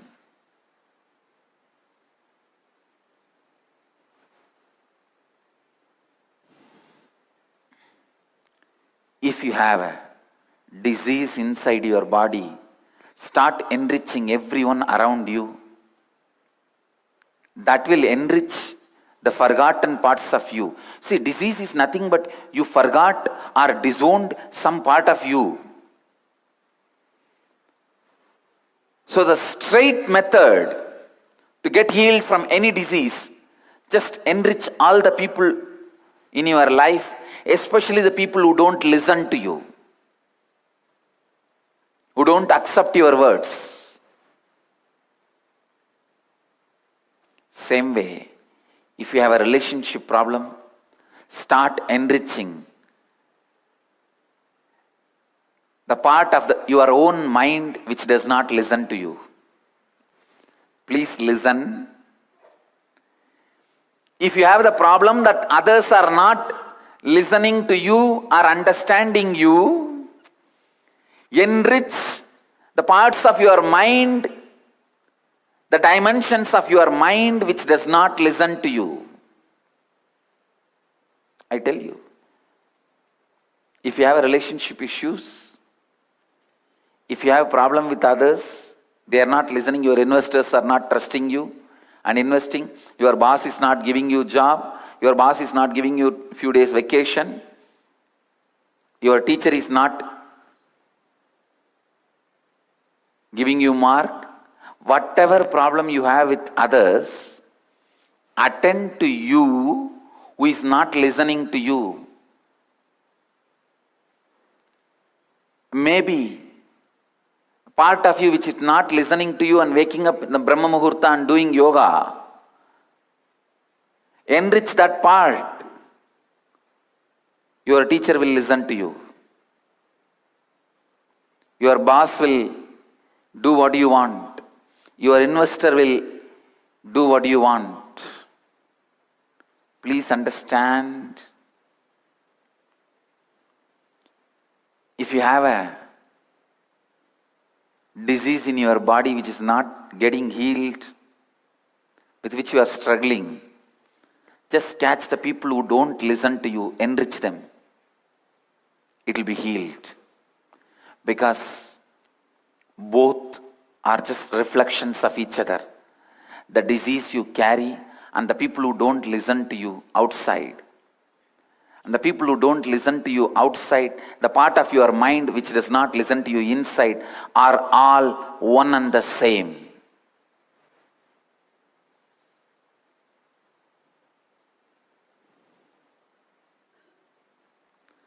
Continuously enrich others and enrich you.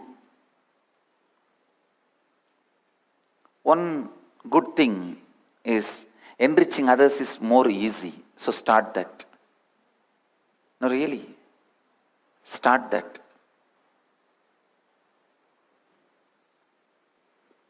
You will see enriching you will happen. Enriching is nothing but not giving upon you and others who are part of you, and continuously enriching yourself and others. Continuously enriching you and others. Knowing that others are part of you. It all boils down to one line. I can say, in this one line I can finish defining whole enriching. Not giving upon you. Holding you to yourself, by yourself, to the highest possibility of you.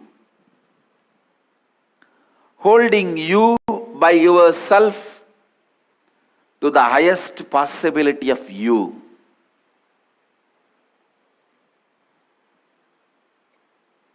Holding you high up, continuously, with integrity, authenticity, responsibility.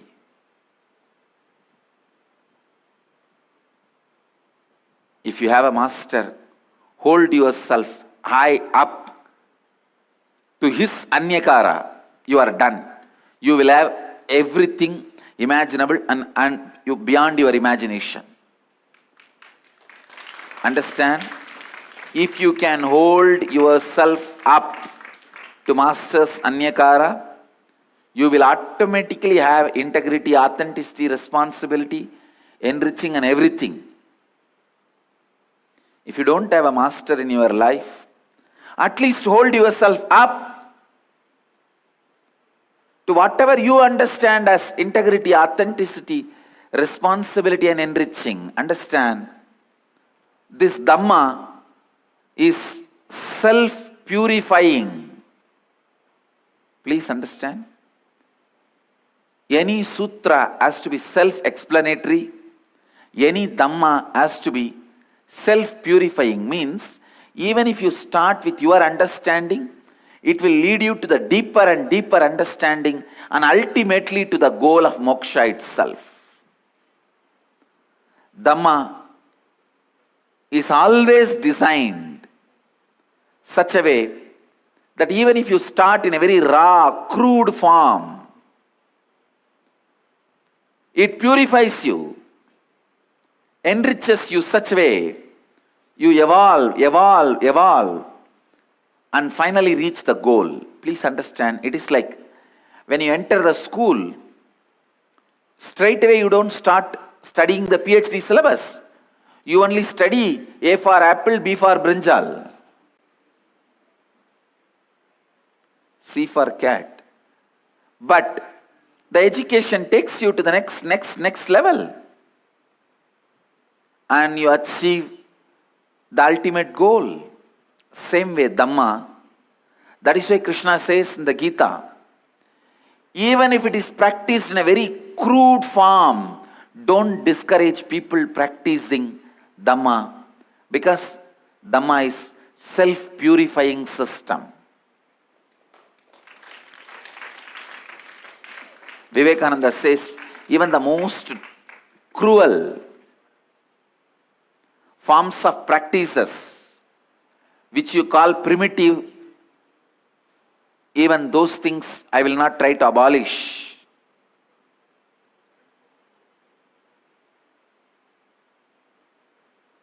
Because even from there, you can beautifully evolve to the next level and achieve the ultimate goal, the goal of completion, fulfillment, the goal of enlightenment.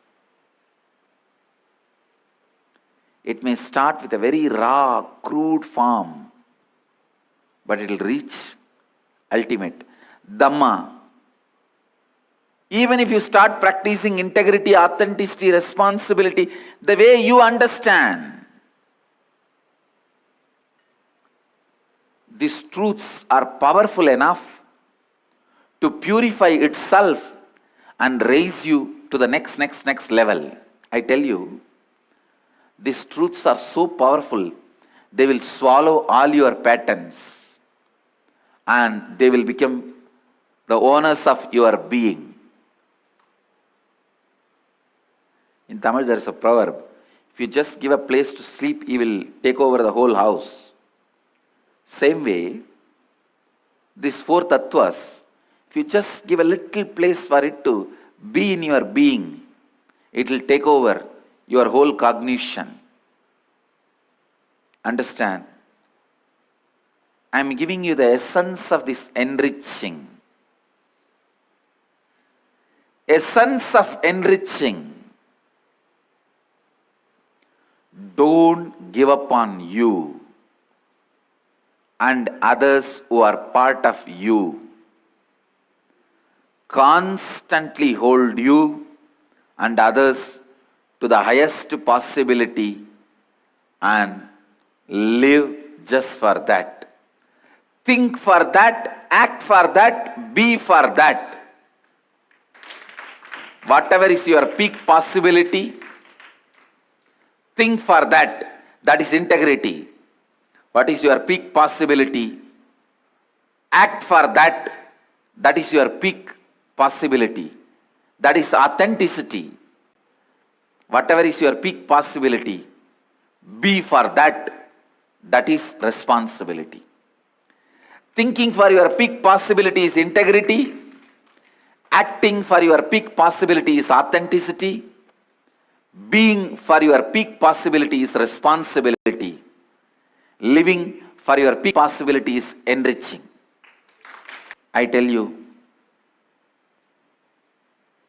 from today, This is the enriching we are going to practice. We will all hold ourselves responsible for every other person's declaration without giving up. First, I declare, I hold myself responsible for making all your declarations into reality. I'll hold myself responsible in my cognition. I'll be responsible in my authenticity. I'll be acting in my integrity. I'll be thinking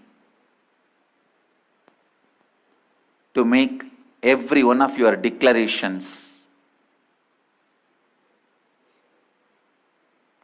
into reality.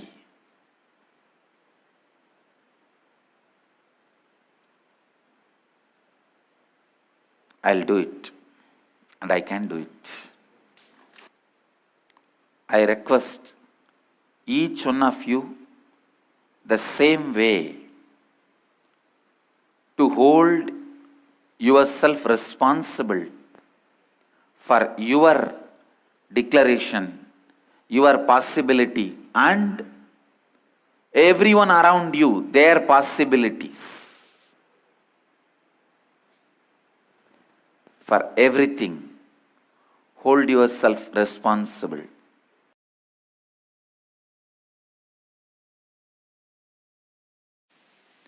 Every conversation you have infuses certain energy in you. If you continuously have conversations about the share, sari, jewelry, you will see automatically that kind of energy is infused in you. Please listen. If you continuously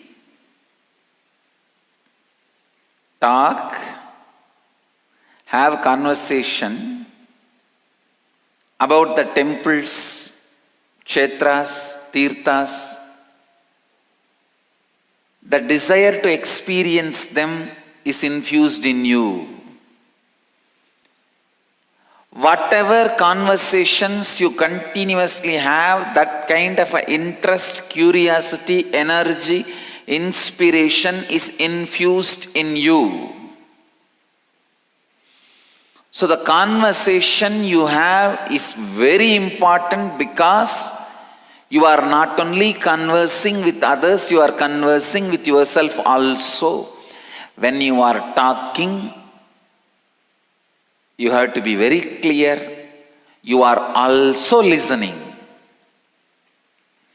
which we forget. We always think we are intelligent enough to protect ourselves from our own words. We think, I know whatever I am uttering is a little truth and little it's this way, that way, okay. But for others I will utter, I will not believe inside. Try. I am telling you, try. Just try for 10 days. For 10 days, just try, go around continuously talking positive things. Yes, there is an existence of ultimate intelligence, God. I am progressing towards it. I can see right things happening. Talk 10 things about this. 10 days. And see what happens to your inner space. Understand, you are nothing but the words you utter. You are nothing but the words you listen. You are nothing but the words you echo inside. Please listen. Your totality of the words you hear, words you echo, and words you utter. The words you hear, the words you echo means the words you cognize. Sometimes, for example, if you hear about love, immediately you cognize that is very difficult for me.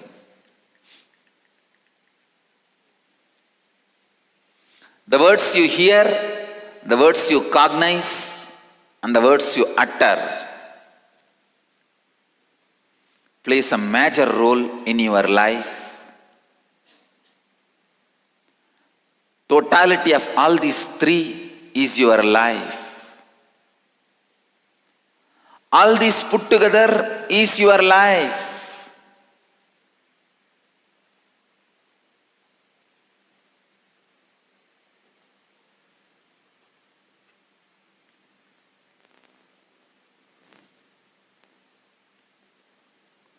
The conversations you have with yourself and others are very important. The conversations you have,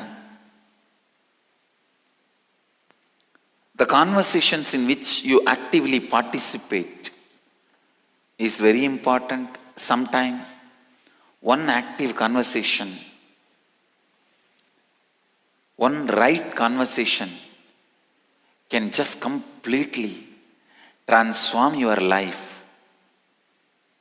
Same way, one conversation can destroy your life. If you are enriching with a vested interest, you will give upon people.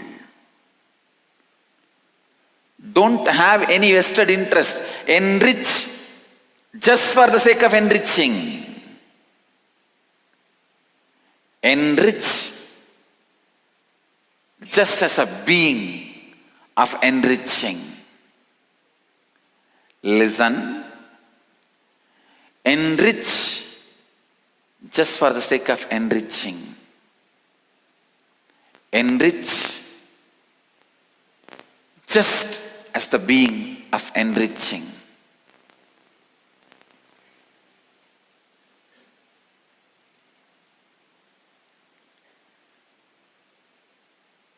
I tell you, enrich just for the excitement you feel while enriching. Enriching brings so much of excitement inside you, outside you. Enriching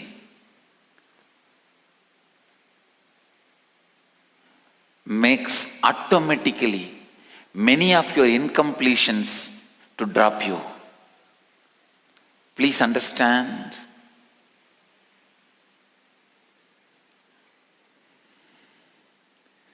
If you are completing,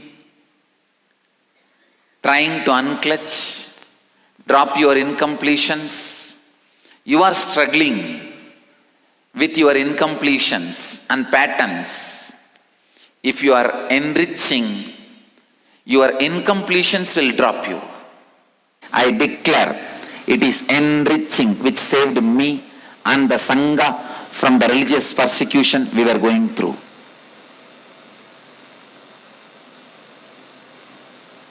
You can test the power of this truth. I also declare with integrity, authenticity, responsibility and enriching, it is enriching which will save you from any problem.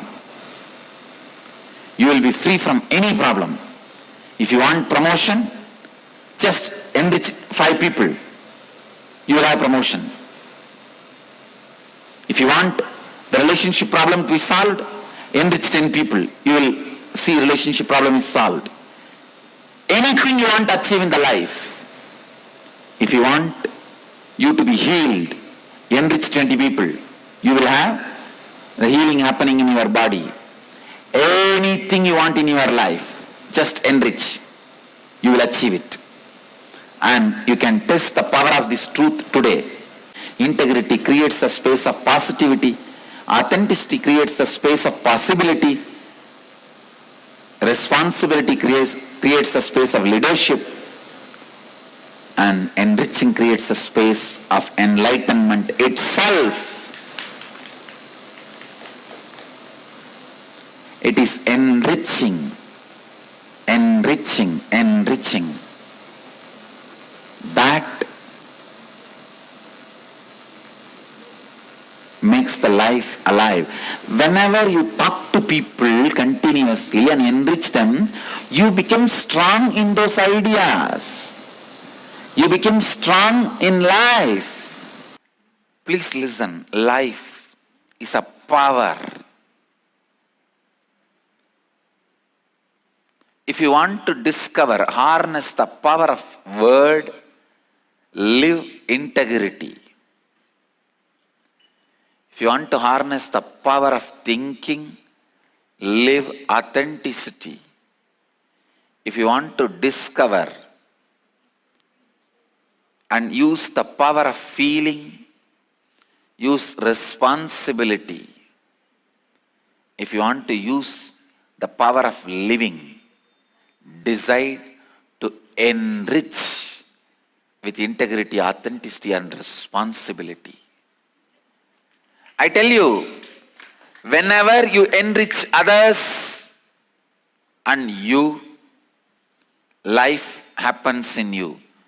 You experience power of living. I can give you a very simple truth.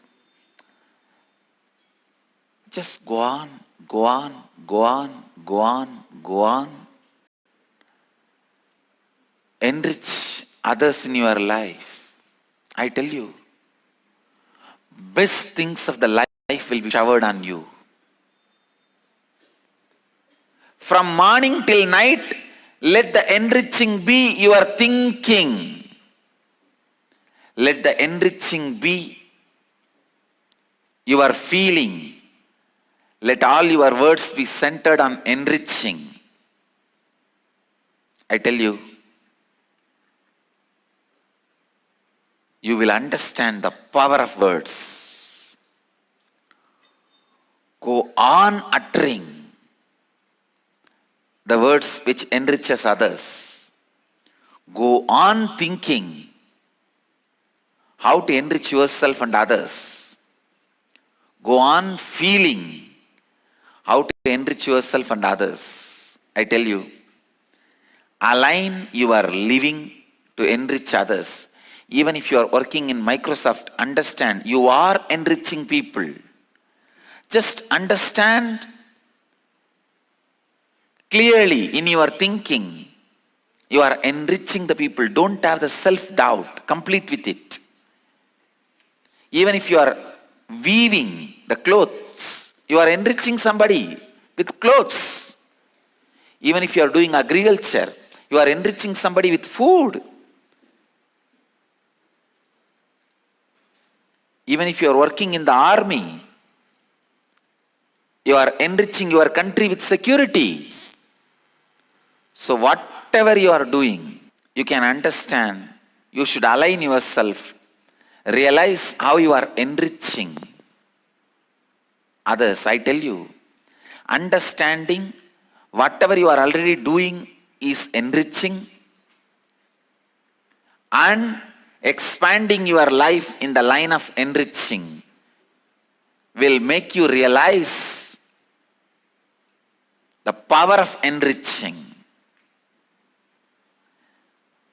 Only one person, a terrorist, cannot align his actions with enriching. A terrorist can never justify. If you are not a terrorist, then be very clear. All your thinking, all your actions, all your feelings can be aligned to enriching. Whole day, remember very clearly, you are living only for enriching. Life is for others. I tell you, the moment you convince your heart, life is for others, all the sufferings living in your heart leaves you. All the suffering. Now you know, even if somebody is suffering because of you, it is because of them, not because of you.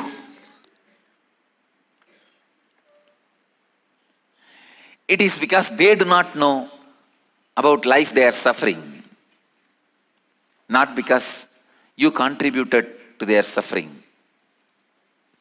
How your mental setup directly affects your health.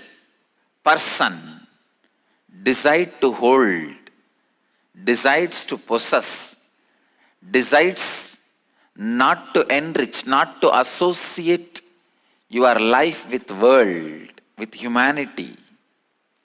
Person who disassociates the life from the humanity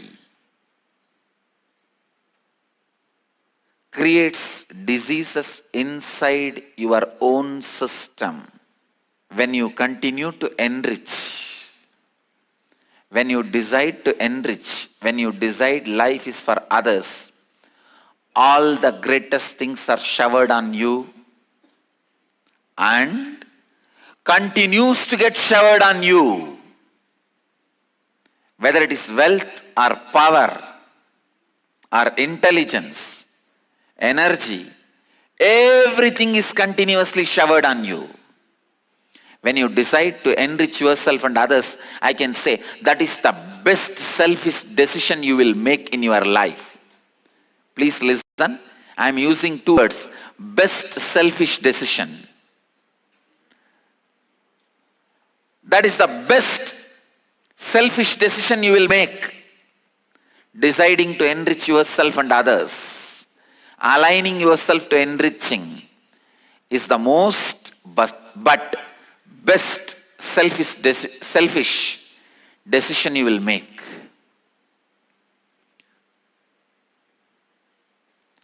I am not here to tell you, do some selfless service. Do it because it is right, moral. You will never do. Every one of us know the joy when you give it to others. When you give, when you share, when you enrich, the joy you feel, all of you know. But you always have a conflict. If I give away everything, what will happen to my life? I need to hold something to run my life. This conflict will be removed. It will be completed with enriching initiation. You will understand even your exhaling is giving. You will understand when you inhale, you enrich this body. When you exhale, you enrich all the trees by releasing the carbon dioxide required for the trees. Every moment you will be enriched. When you know your life is far enriching. The power of words. You achieve the power of words through integrity. You achieve power of thinking through authenticity. You achieve power of feeling through responsibility. You achieve power of living through enriching. Essence of today's satsang. Life is enriching. You just need to align yourself to it. Life is enriching. You just need to understand it. Life is enriching. You just need to look into it. Listen. I'll give you very simple method to keep this Paramashivatva growing in you. Every day growing in you. Very simple. Extremely simple process. Just two things. When you are going to bed, anyhow you have to sleep. Every day you have to sleep, no doubt. Convert the time of sleep, falling asleep, into falling into samadhi. Your time of falling asleep, transform that, convert that into falling into samadhi. whenever you fall asleep, remember the identity you are carrying now and the space in which you are going to lose your self-remembrance. See, in the deep sleep, you won't remember you exist. In the dream, you will remember different identities. So the identity you remember now in the waking state and the identity alterations you go through during your dream state are the identity loss of remembrance of your identity in your deep sleep state. All this happens inside Paramashiva. Remember this and relax into Paramashiva, reciting Shiva, Shiva, Shiva, Shiva, Shiva. Understand? It is too simple, too powerful, too simple, too powerful. Listen. I am giving you the very process through which you can become enlightened within next 90 days. Within next 90 days.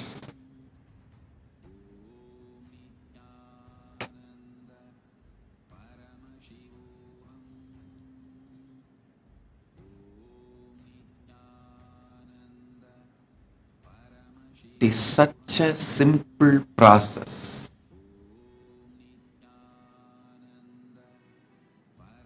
Every day when you fall asleep, remember the identity you remember and the alteration of the identity you will go through in the dream state and the loss of remembrance about your identity you will experience in the deep sleep state. All the three happens inside Paramashiva. With that surrender, remember your identity, existence, and repeat Shiva, Shiva, Shiva, and fall asleep.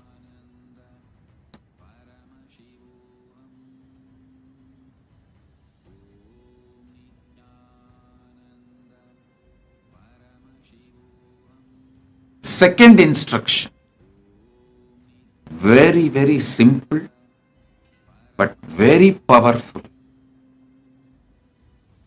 Enrich at least 11 people in your life every day. Meet at least 11 people and give them my Bhagavad Gita commentary. I tell you, we have millions of copies Bhagavad Gita printed, available in all our ashrams in the local language. English, Tamil, Hindi, French, Spanish, in all Chinese. We have printed Bhagavad Gitas available in the local centers in that language. It is available free of cost. I made it as a law. My Bhagavad Gita book and Living Enlightenment book cannot be sold. It has to be gifted only as a gift to the world. As many copies as you want, please pick it up from the local center, or you can even print on your own. But do not sell. No commercial activity. Every day, go and meet 11 persons. Give this Bhagavad Gita. Share about Paramadvaita Satya, that you are Shiva, remember your identity and vibrate it with that Maha Parama Mantra Shiva, Shiva, Shiva. You are Paramashiva.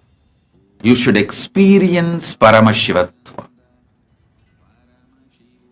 Every day meet 11 people. You can go to the friend's house you know, or relatives you know, or get down the street and talk to the shops, neighbors, everyone. Or go to the airport, go to the railway station, go to the bus stand, go anywhere. Decide every day. 11 people you will meet and gift Swamiji's Bhagavad Gita and talk about Paramadvaita. If they argue, don't worry. They are mirroring you. When they argue, and if you start answering, you will see your own blind spots are exposed to you. When you start answering, you will have answers within you, from me. The inner Guru, me sitting inside you, will reveal answers. Don't be nervous. Don't be terrorized to face questions, to face conflicts, to face arguments. Ability to face the arguments, questions, conflicts makes you Dhira. That makes you Dhira. Do not be afraid.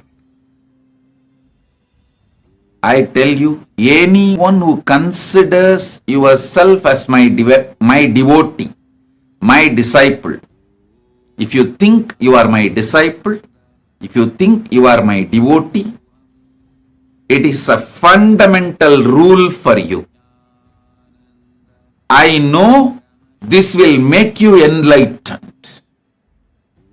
The first principle for you, meet 11 persons per day and gift Bhagavad Gita, my Bhagavad Gita. Freely it is available in all my ashrams. For example, if you go to Kailasa, USA, Los Angeles, you can get any number of copies in English. If you go to Tiruvannamalai, Nityananda Janmabhoomi, you can take any number of copies. From today, every day, meet 11 people and gift this Bhagavad Gita book. Talk about Paramadvaita Satya. If they have questions, try to answer. If they have arguments, try to answer. If they have doubts, try to answer. If you are not able to answer, give my satsang link. Tell them to read the Bhagavad Gita book. All questions will be answered. And give them the link of my satsangs. Do this every day. Hereby, I give this as a Guru Vak for anyone who want to be my disciple, my devotee. From today, whoever wants to be my devotee, disciple, will meet 11 persons a day and give Bhagavad Gita to each one of them and talk to them, initiate them, enrich them about the Paramadvaita Satya I shared in today's satsang.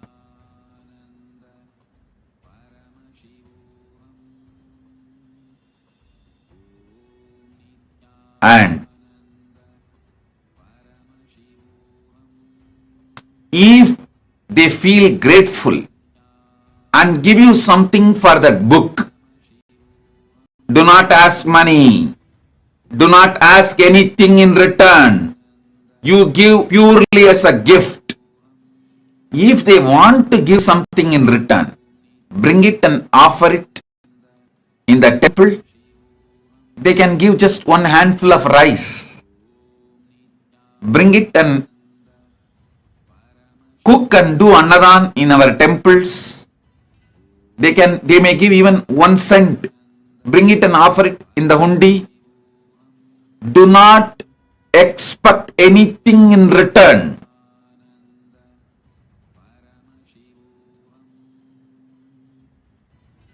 Gift, gift, gift. Enrich, enrich, enrich. Take this one Guru Vak seriously. I commit with you. I'll not only make you enlightened, I'll give you Paramadvaita and Maha Kailas. This is the Guru Vak for all my disciples. You can either print it on your own. If you have money, you can print it on your own and gift. If you don't have money or ability to print, you can take any number of copies from our ashrams and centers and adinams in any language you want and start gifting every day. 11 people you will meet minimum and gift 11 copies of Bhagavad Gita. If you have time, if you want to meet 25 people, great, go ahead. Minimum 11 people, you will enrich them with Paramadvaita Satya and Bhagavad Gita. Start doing this from today. Just these 2 instructions. When you fall asleep, fall into the Paramadvaita Satya, you will experience Paramashiva. Your sleep will become Samadhi. Every day, at least talk to 11 people, enrich them about this Paramadvaita Satya, gift them Bhagavad Gita book. Take this sincerely and do it. You will experience Paramadvaita.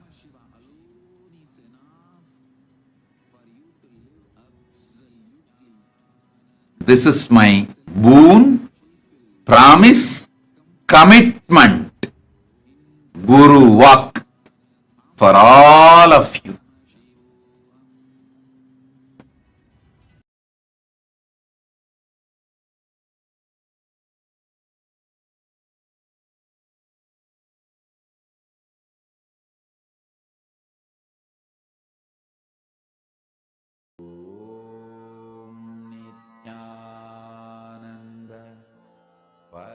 Paramashivoham.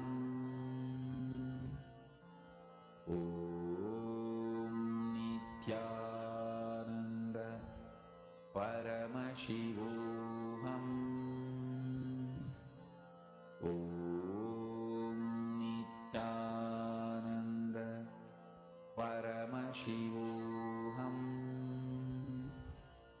Om Nityananda Paramashivoham. Om Nityananda Paramashivoham. Om Nityananda Paramashivoham. Om Nityananda Paramashivoham. Om Nityananda Paramashivoham. Om Nityananda Paramashivoham. Om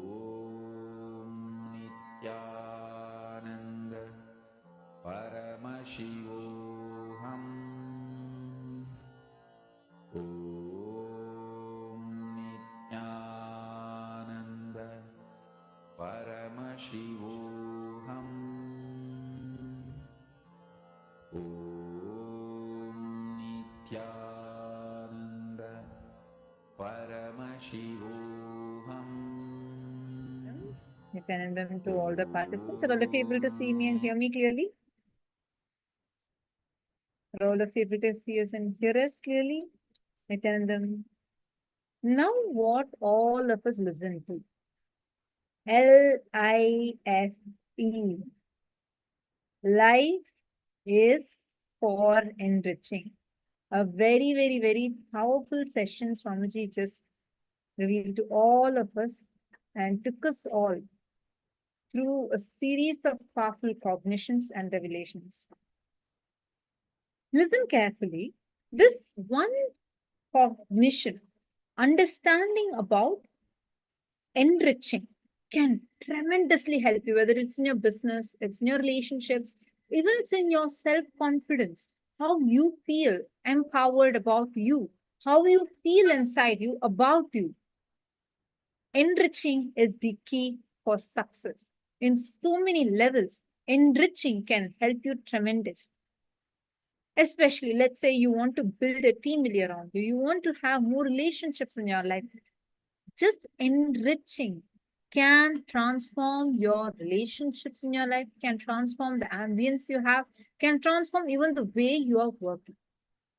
Like Swamiji was revealing, just start enriching people, not from any other context. Enriching is not about, okay, I have to go and tell them about this particular thing, I have to get something from them. Actually, enriching is the other way around. Enriching is all about you contributing to people's lives, enriching their lives from the cognition and context that they are your own extension.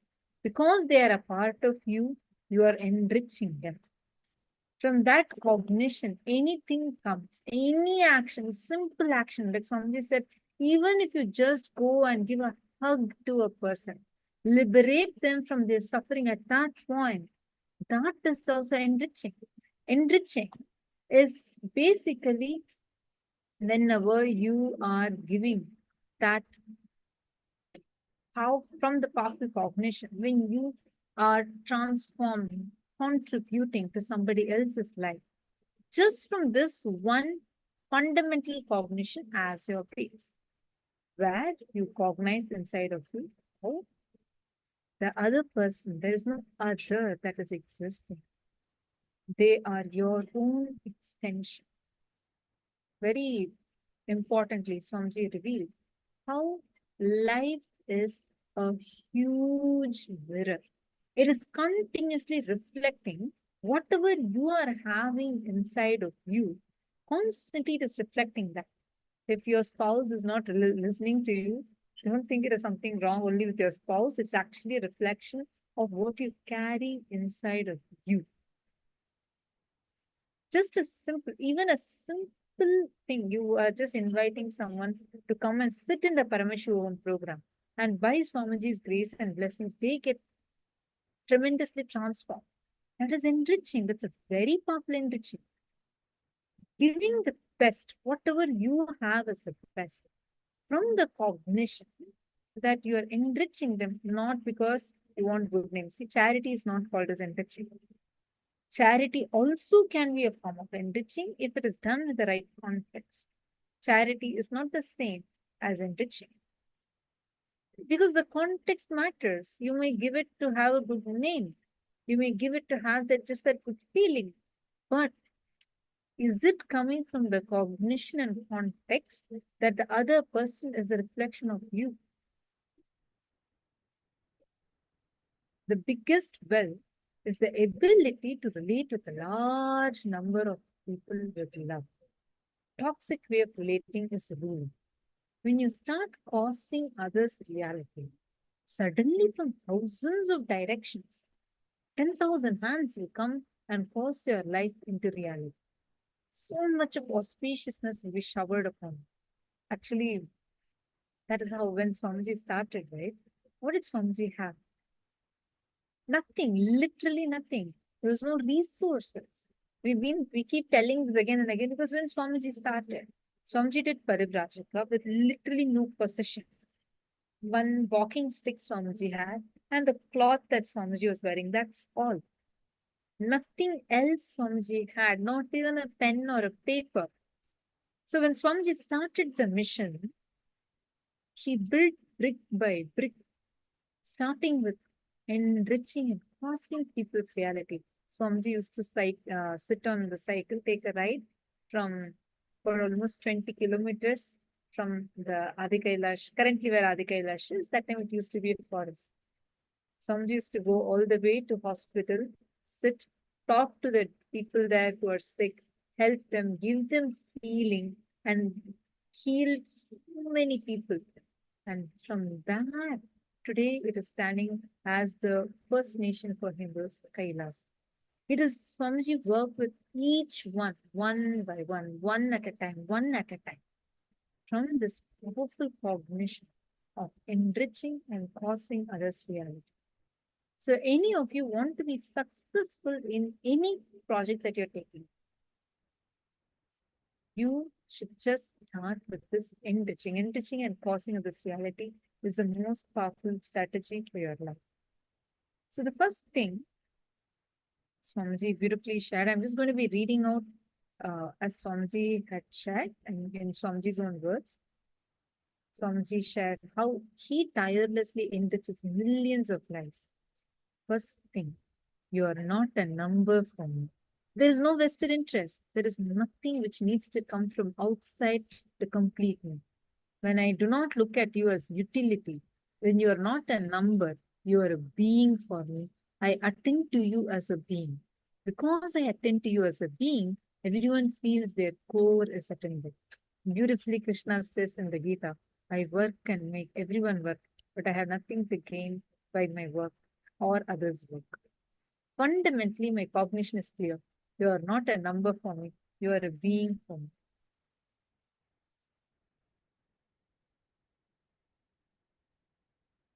Now, I request all of you to take a few minutes and write down. Please list down the top 10 relationships. The top 10 relationships in your life that you want to enrich. First step, write down who are all the top 10 relationships. Quickly write down. Okay, see in Kailasa, Toronto, I see all of you taking photos. Nothing wrong in taking a photo of the exercise, but I request you to do the exercise now itself. See, it's actually very powerful to do in Swamiji's breathing space. Also, any questions you have, you'll be able to ask. So feel free to do the exercise right away itself.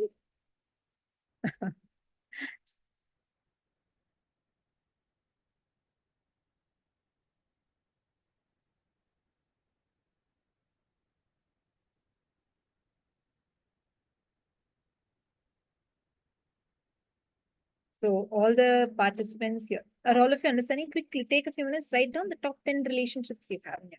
Quick, just write down and then we'll guide you with the next step. Any of you here, actually Kailas or Toronto, have all of you attended the Paramashivoham Level 1 and Level 2? Because if not, I highly recommend that you attend the Level 1 and Level 2 as well, because that would give you the basic context to be able to grasp these quickly. Because that sets the context, that sets the understanding, and the exercises will guide you into understanding them better. All right. Have all of you written down the top 10 relationships in your life? Now, first thing, how many of you are cognizing and understanding? Enriching is a very, very, very important part of your life. How many of you understand that?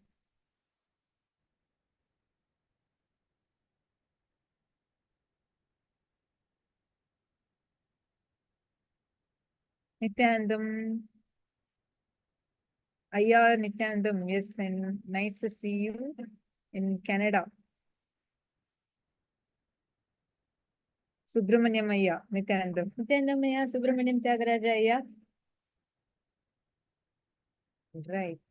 So now I request all of you to sit and list down the top 10 relationships in your life and how you interact with people, how you interact with the relationships with others will directly change the way how you relate with yourself, and how you relate with yourself, and that changes, it will change the way how you relate with others.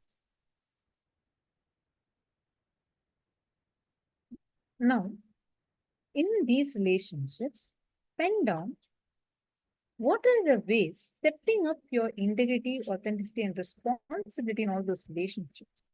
Write down in what all new ways can you enrich all those relationships. What new thoughts can you have about them, or even inside of you by shifting your thoughts, or what words, new actions that you can now engage into enriching and expanding yourself and enriching the people in your life. For each relationship, for example, let's say that your mother is in your top relationships, top 10 relationships. Okay. Oh, okay. Thank you for letting me know this. Those who have not completed level 1 and level 2, we highly recommend you to finish level 1 and level 2 and then sit here so that you're able to understand it better. Okay. But right now, if you have any questions, any of you have any questions, feel free to ask and please do the exercises so that you're able to understand the whole thing fully and you're able to have the experience as well. So right now, let's say you're having your mother in your top 10 relationships. So now you're going to write down how by shifting your words, shifting your actions, what new things can you do to enrich them? Can be like simply, okay, I'm going to sit with her every day. I'm going to help her watch satsang. I'm going to help her connect with Swamiji. I'm going to be taking more responsibility, shifting my words more towards powerful cognitions, or I'm going to be a helping hand for her. It can be in any way. Sit and write down.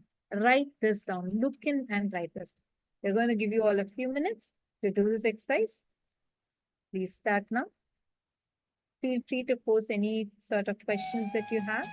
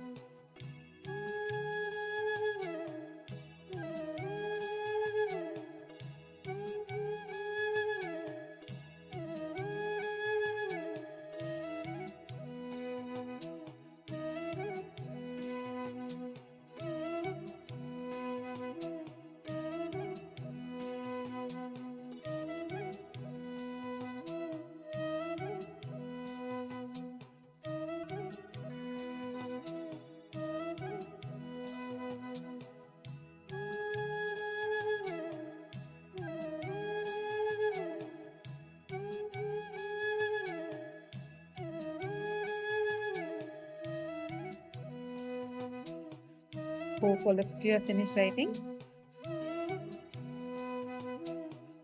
Yes.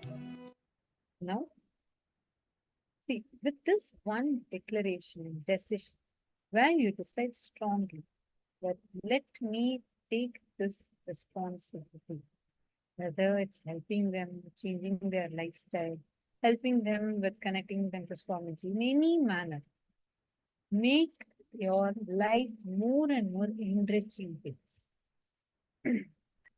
Now, we're going to enter into the next session. It's going to be a very short session where we are going to understand about the science of causing. See, enriching is the context. But when you fuel that enriching in the right direction, you start causing others reality. It is not just normally you just go share it. Every word of yours becomes a blessing to another person. It's a power. Causing is a power.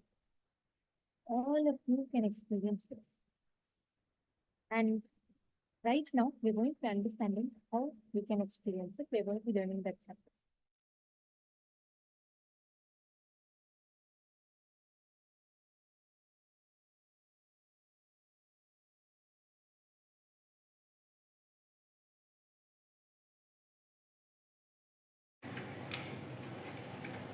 Human life is worth living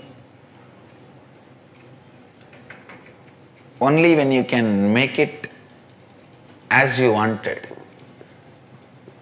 Please listen. There are some of the natural principles. How many philosophies may oppose these principles? How many religions may oppose these principles?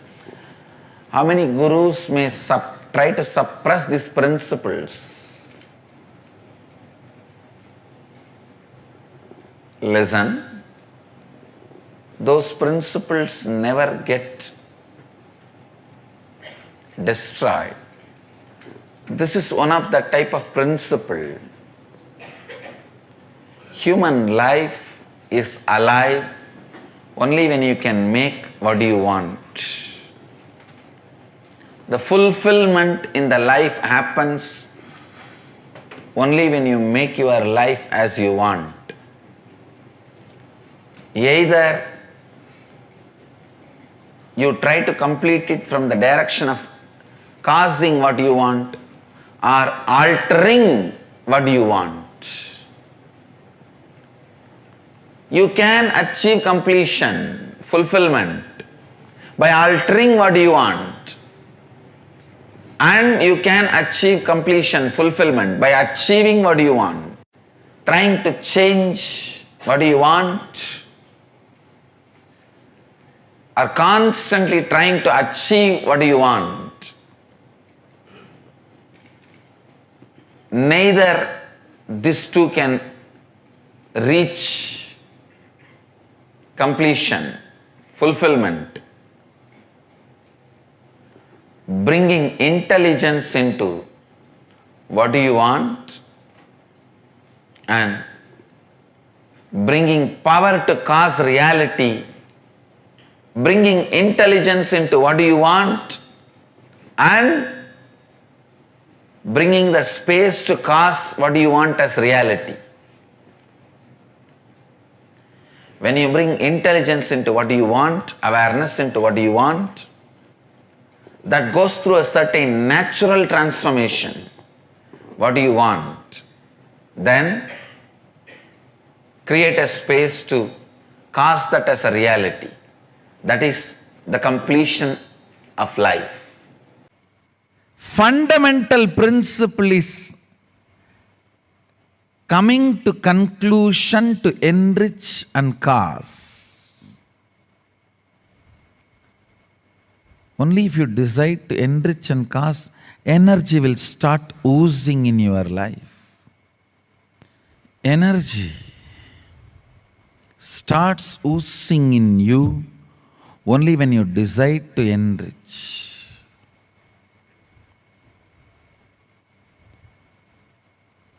It expresses as health, it expresses as love, relationships, It expresses as resource in the life, like wealth.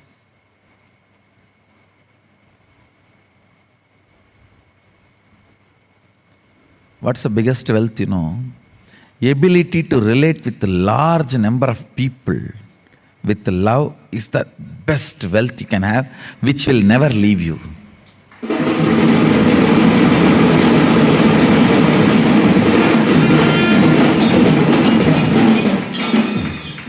Which will never leave you. Understand? There is only two ways you can be wealthy. The organic way of wealthy is ability to relate with multiple people with energy. Toxic way of relating is ruling.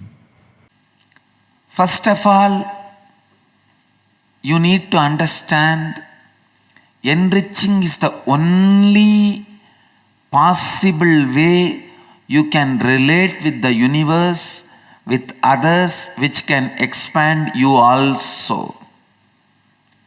You can relate with others in so many ways, through lust, through fear, through confusion, through attention need from them, jealousy, through jealousy with them, hatred. You can relate with others in so many ways, but nothing is going to expand you, make you powerful, like the method of enriching. You relating with others, the basic principle should be enriching. Basic principle through which you relate with others should be enriching.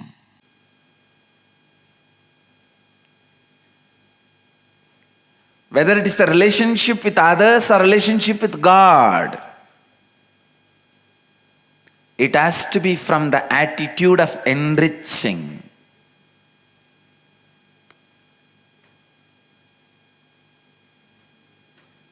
You may ask, how can we enrich God?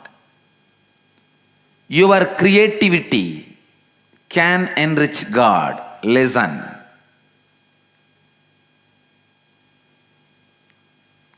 Your creativity is always your contribution to the cosmos. It is something which was not there in the cosmos. You created it. You expanded it. You expressed it. For you to express your creativity, whatever is needed maybe was there in the cosmos. But putting all of them together, allowing the alchemy of creativity happening and sharing it, enriching it, is your contribution. Best life on the planet Earth is alchemy of creativity. Whether you look at you or look at others, look at everything with this one angle. How can I enrich? When you look at you, how can I enrich me? You are healed with you. You will be completely comfortable with you. Same way, if you look at others, how can I enrich them? How can I enrich them? I tell you, you will experience Advaita just with this one attitude. You relating with others, the basic principles that you relate with others should be enriching. Creativity is your contribution to the whole. Sit with this one attitude of enriching with you or with the world. Let this one attitude, enriching, be the way to relate. One of the important truths about the life you need to understand and contemplate. Enriching others constantly expands your possibilities of life. Enriching others constantly expands the possibilities of your life. Whether you are doing a business, you are doing some job, or your relationship in the family, your relationship in the society, friends, in every line, every dimension, when you live with the principle of enriching, your life goes so beautifully, so smoothly, so strongly. For example, if you are doing the business of selling shirts, do it with the attitude of enriching, with integrity and authenticity. Don't cheat the quality material. Have the right price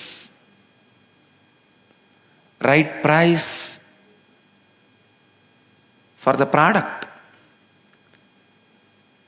For example, if you are selling the shirt for 100 rupee,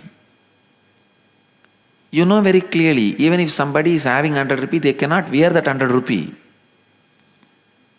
They need somebody to make cotton, thread, dye it and weave it and stitch it and bring it here. So converting that 100 rupee into shirt itself is an enriching. So every business you do can be enriching directly. If you are with the attitude of enriching, suddenly so much of friction in you melts down. You are complete with whatever profession you are doing. I tell you, I have met so many CEOs, heads of companies, business magnates. None of them are complete about the business they are doing. They carry such a deep guilt because they feel they are cheating everybody. Their business is based on cheating. Anybody I talk, they say, Swamiji, this integrity, authenticity can be practiced in other fields. In my field, it is impossible, Swamiji. In my field, morning, the moment I get up, till night, I have to tell lies. I have to be cheating. How can I be? I tell you,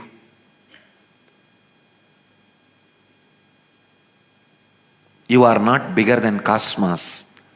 When cosmos can function with this principle of enriching, you can. You just need to have right understanding and right attitude. Many CEOs, heads of the corporate companies, try to give me donation. They fund some of our social service activities. Many times I deny, I don't accept. I tell them no. They ask, why Swamiji? We are giving you a donation, why are you saying no? I tell them, first you heal the incompletion you are carrying, that your business is cheating. Because of that guilt, you are donating. When you donate out of incompletion, you will try to rule my organization. Tomorrow, you will try to put your nose inside my organization. Because you carry the deep incompletion that you are exploiting or cheating people, tomorrow you will put the same doubt on me. I tell them, first complete the pattern you are carrying with the right understanding. Everything is enriching.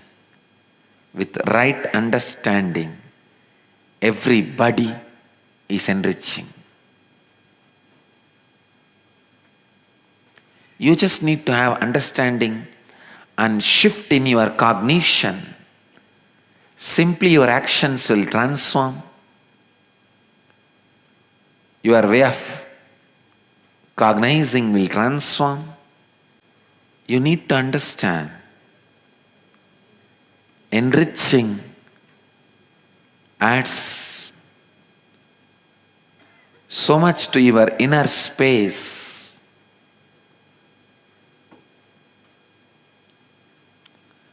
Only when you enrich the people in the other end, only when the people in the other end are complete, you can be complete. You always think people in the without completing the people in the other end, you can become complete. It may be irresponsible retirement, not responsible completion.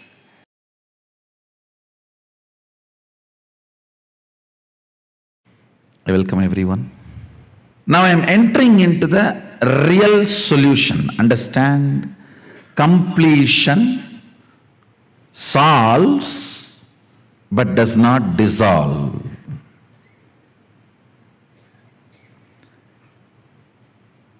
But only something which dissolves the source of the problem can be an eternal solution. Listen. Listen intensely.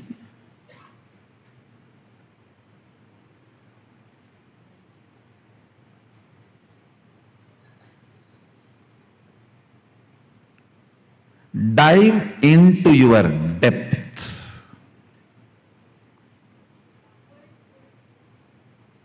The innermost cognitions you have about you.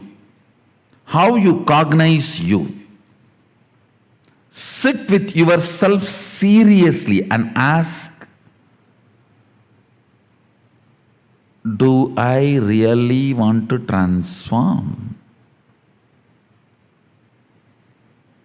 If you are saying yes to you, then do it.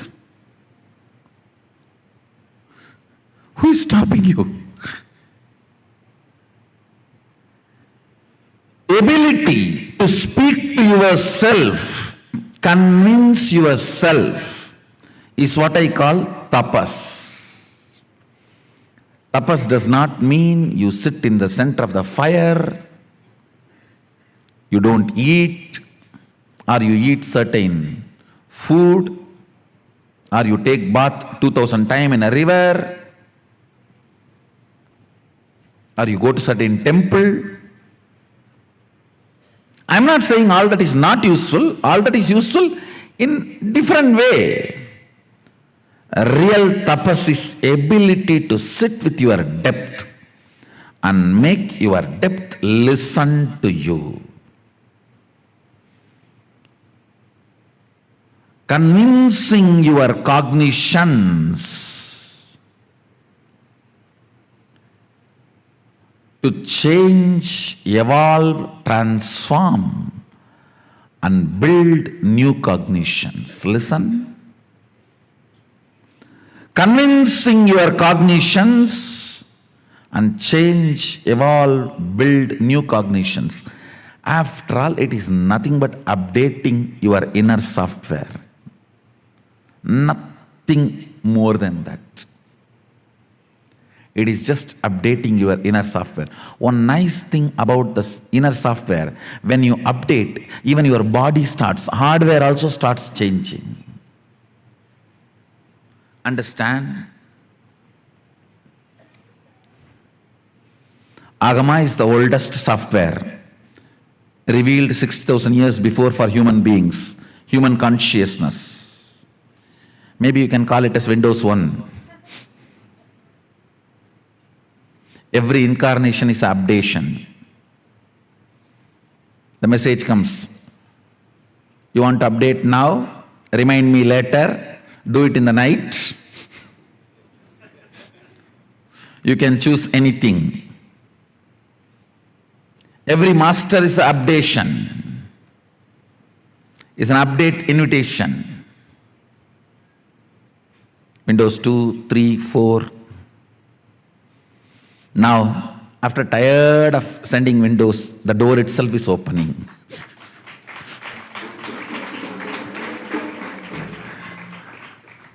I'm not Windows 10, I'm door.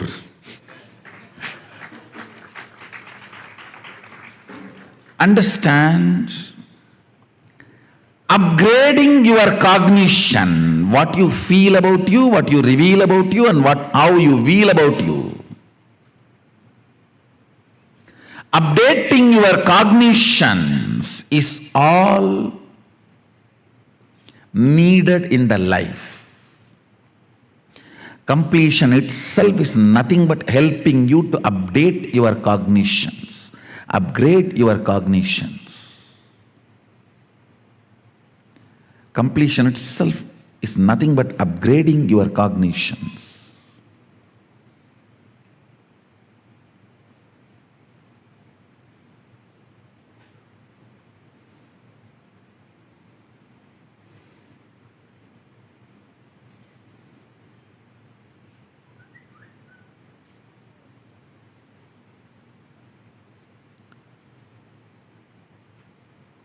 I'll give you very simple, straightforward, few understandings which you don't need to practice.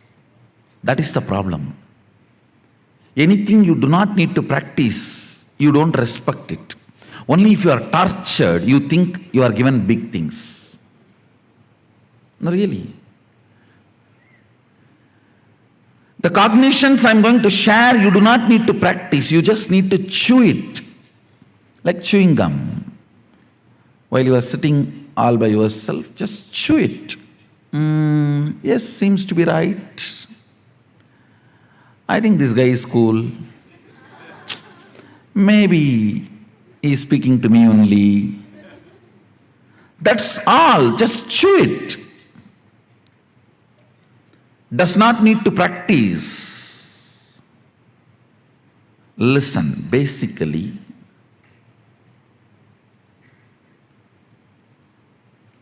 the idea, transformation, changing your thought current or behavior pattern is difficult, is the biggest problem.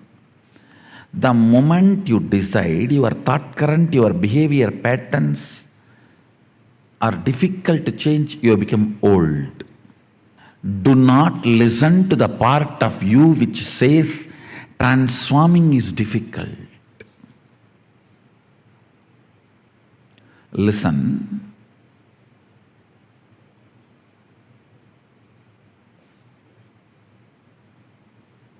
The first cognition you need to break is the transformation is difficult and it's not for me. I just came because so many people came.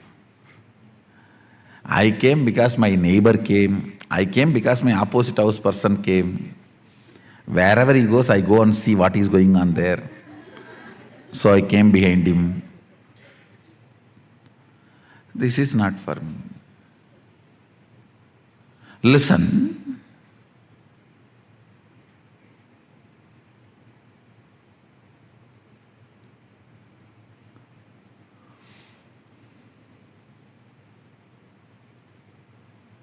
You come to the conclusion transformation is not for you because you tried stupid, foolish methodologies. If you try to pull your shoes and fly, you may try 3 times, 4 times. After that, even if the private jet comes, no, flying is not for me, I already tried. I tried 10 times, it is not happening. Pulling your shoes and trying to fly, getting into the private jet and flying, both are totally different. Understand, word may be same, but action is not. So trying to blow your nose and do some kriya, jiknak, chakbuk, some technique teaching, and you tried transformation, and now when I say transformation is easy through cognition, you're saying, no, I tried all these many years, I am a lifetime seeker. No, I'm really surprised. People are having a big title and they are even cute and feeling proud about it. I'm a lifetime seeker. Are a lifetime sick means is a proud?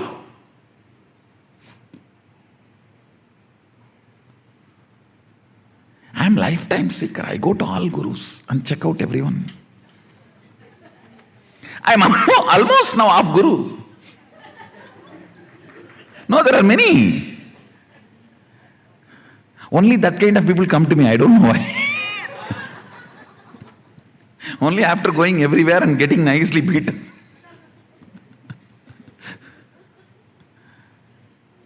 Understand, if you have not transformed, if you have not achieved what you got, don't blame you, blame the methodology and the fellow who taught you. Get rid of them completely.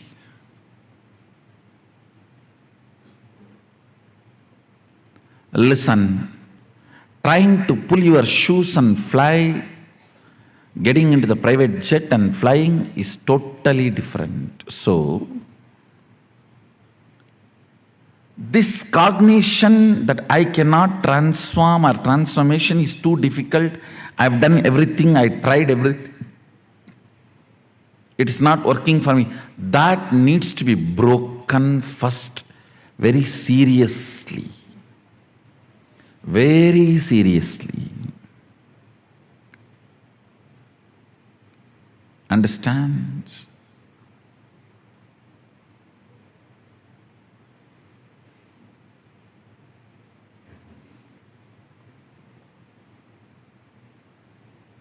Very seriously, it needs to be broken.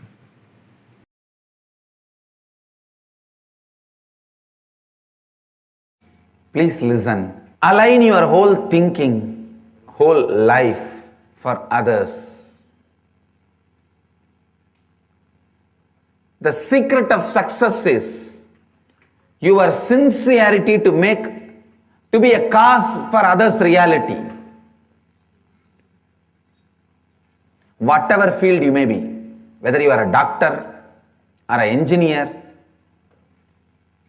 or a spiritual leader, lawyer, political leader, social leader, a student, a teacher, whatever may be your life, your profession, your sincerity to cause others' reality makes you successful. Your sincerity to cause what people want in their life, that is the secret, that is the formula, that is the methodology for success. Be a catalyst for everyone to realize their reality. A lawyer should be a catalyst for everyone to get justice. A doctor should be a catalyst for everyone to have health. A politician should be a catalyst for everyone to have whatever possible growth, auspiciousness, good things in their life. A teacher should be a catalyst for everyone to have knowledge. A spiritual leader should be a catalyst for everyone to have enlightenment. Decide your life will be a catalyst for others' reality. I tell you, when you start causing others' reality, suddenly from thousands of directions, 10,000 hands will come and cause your life into reality. That will be cast as reality. I tell you, so much of auspiciousness will be showered on you. So much of wonderful things will be expressed through you. Whenever I say cosmos showers, I can't contain my smile. It's like these schoolboys, when they fall in this puppy love, whenever their girlfriend's name is uttered, they can't contain the smile in the heart. I tell you, my puppy love was this concept, because this was told to me by Raghupati Yogi. He actually demonstrated. Still I remember, there was a Nagalinga flower tree in Arunachala temple. I am so happy that these fellows did not touch the tree. Still the tree is alive, it is there. Still the tree is there in the temple. There is a place called Krittigai Mandapam where Raghupati Yogi used to teach yoga to me and some more students he had. The tree is there next to that mandapam. He told me, go and tell the tree that you will water the tree every day and you will send your love to the tree for the tree to flower. The tree was not flowering for quite a long time. He told me to do that. I said, okay. I started doing. Maybe it took 1 month. Suddenly one day, when I went there, I saw the whole tree, so many flowers. And please understand, when I touched that tree and did that same practice I used to do, I'll feel that I'm giving my love and my feeling, my support that the tree should flower and it should be happy. When I touched the tree, I tell you, I have not shaken the tree, and I'm a small boy, I can't shake that whole tree and all. When I touched the tree, at least 100 flowers showered. Literally showered on me. This word, the cosmos showers, was given to me by Raghupati Yogi experientially. That is why when I utter that word, I can't contain my smile. I tell you, be cause for others' reality. I wanted to repeat this line. Be a cause for others' reality, because being a cause for others' reality is you are being the cause for your being. When you are authentically, sincerely cause others' reality, suddenly you will realize that is your cause. Listen. Anyone wants to have a breakthrough in your life. Listen.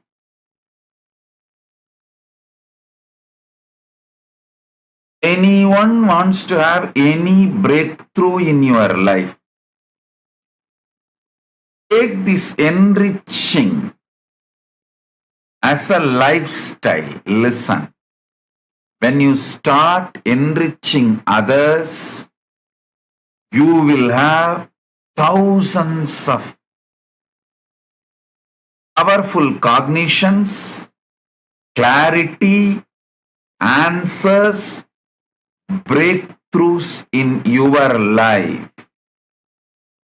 This 4 months, reach out minimum 10,000 people through online, share my Bhagavad Gita. Minimum 1,008 people directly face to face and gift the Bhagavad Gita. When you start talking to people, gifting, when they ask questions, you will have courage, energy to answer, and that will start manifesting in your business, in your confidence level, in your enthusiasm to live, in your excitement to be active. It will naturally attract powerful people around you, you will feel and become better healthy, more wealthy, feel successful. You will feel so much good about you. You will start manifesting powers, powerful cognitions, all the best things. Take this as the Guru walk, all of you. Start from today to October.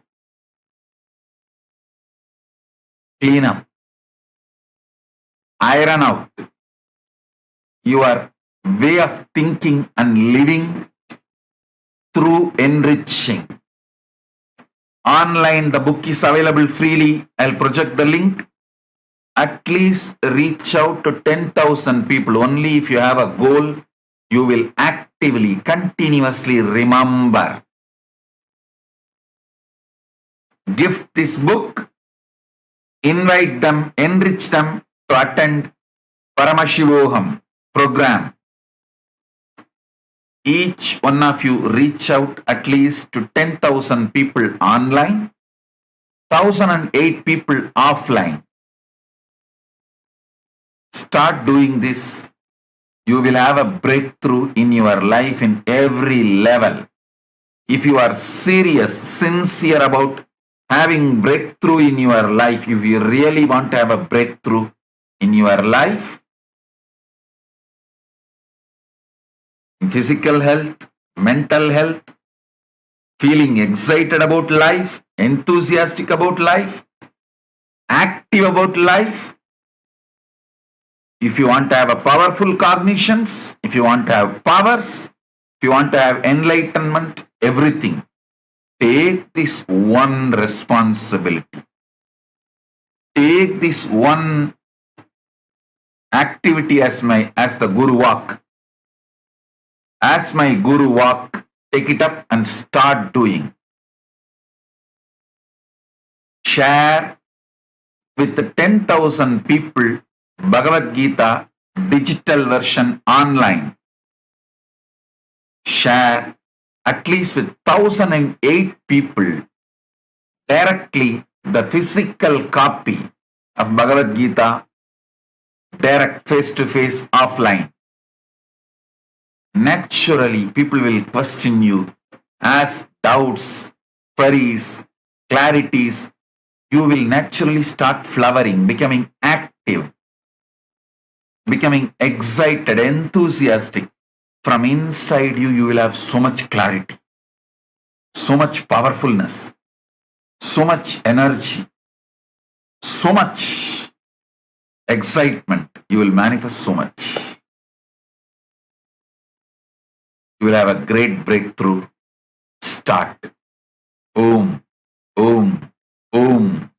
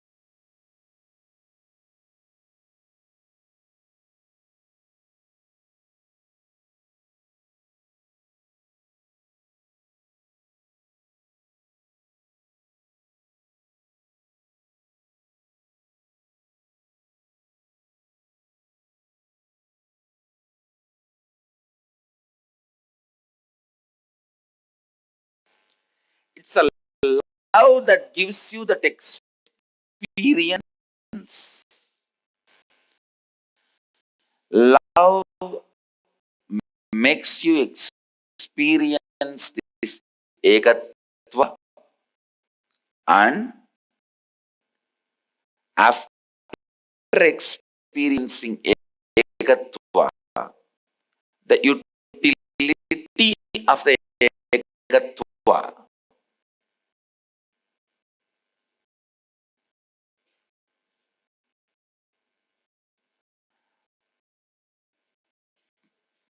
the practical utility of ekatva is again love.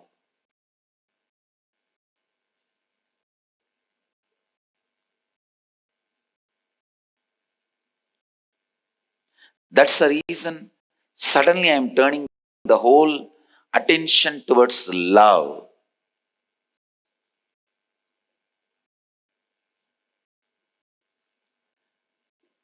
I'm using suddenly a new word called love current. What is? See, Ganga is flowing from Gangotri to Ganga Sahar, Gomukh to Calcutta. The Ganga is flowing. In Calcutta, it is most polluted. In Lucknow, somewhat polluted. In Gangotri, so pure, fresh.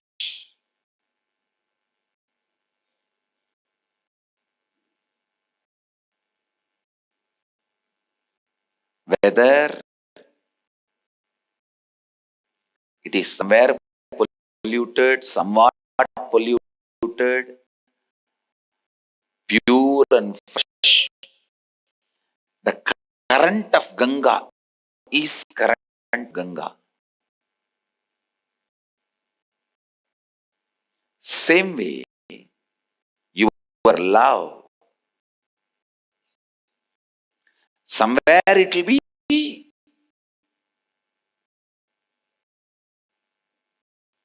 with a lot of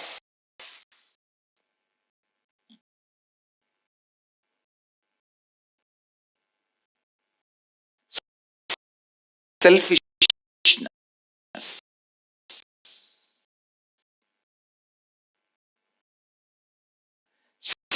Somewhere it will be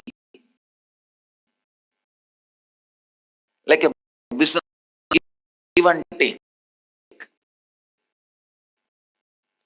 Somewhere it will be pure selfless.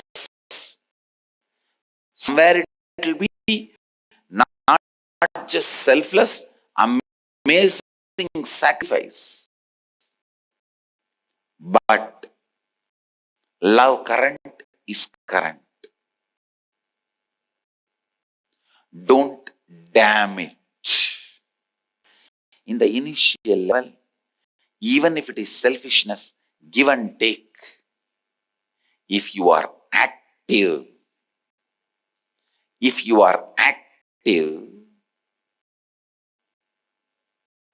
after a few days, you will taste the very love is bringing excitement, joy, flow in you.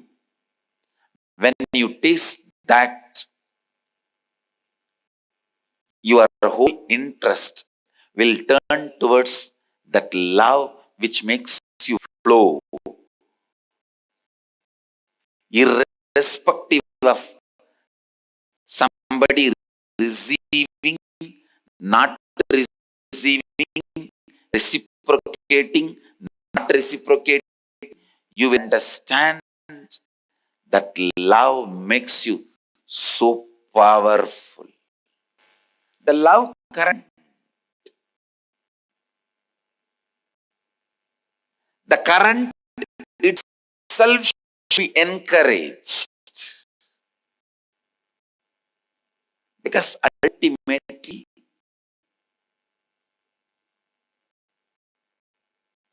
many of your definitions like, oh, I think my love is selfish, business motive. Many of your definitions are mostly based on self-doubt. It is not even really real.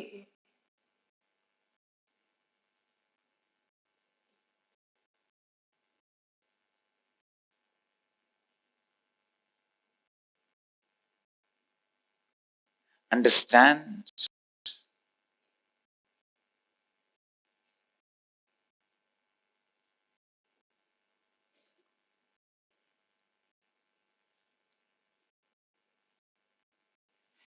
Even if you build a huge empire out of selfishness,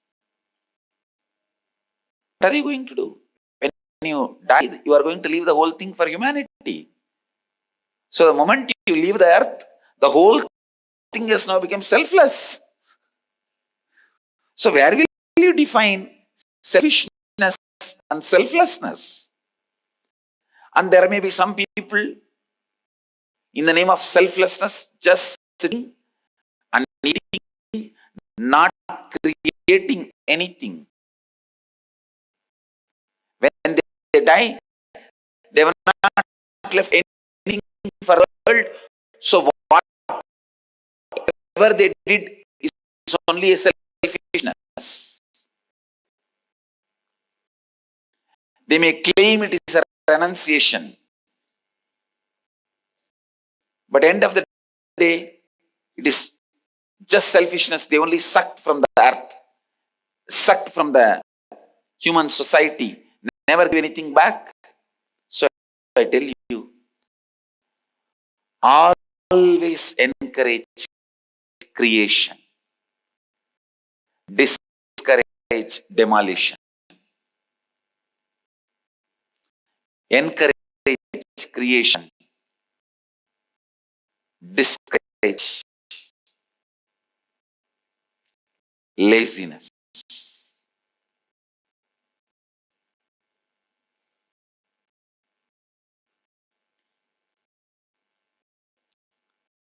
The love current of Mahadeva, understand this more precisely. The love current of Mahadeva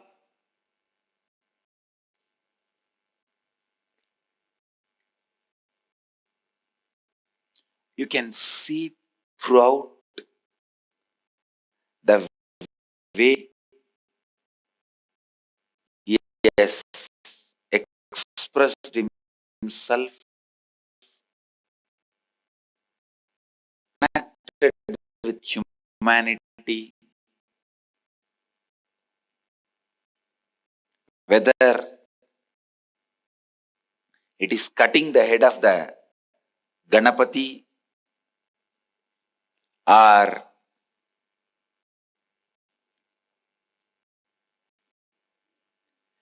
giving the whole golden city to Ravana,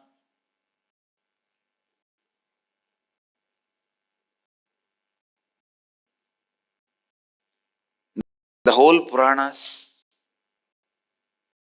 only 2 cities known to have been built by Vishwakarma for Mahadeva. As per the Mahadeva's orders, only 2 cities, no third city. I looked, searched throughout the Puranas, only 2 cities. One, the Lanka. Originally it was built on Kailasa for Mahadeva to reside, and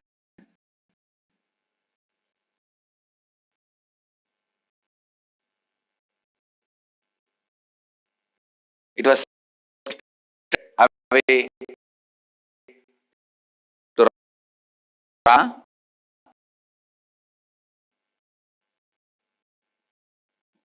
as a gift. The visitors, it was actually a visitor's gift. See, in those days, there was a tradition. After a ceremony, all visitors will receive gift from the host. This guy, Ravana, when he came, Mahadeva asked, what do you want? He just said, I want this city. So he gave it away. The second city which was built by Vishwakarma to Mahadeva, you'll be surprised, Tiruvannamalai. Not Madurai, not Varanasi, Tiruvannamalai.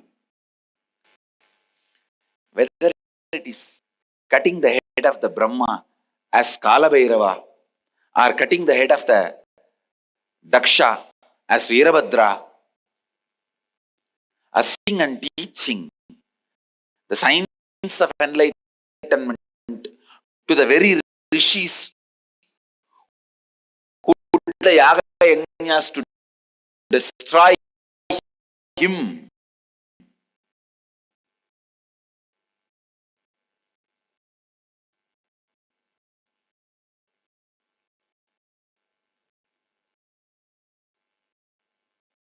See, all this which Mahadeva is carrying, the Damaru, the fire, and the demon at his feet, all is gift by these Tagavana rishis.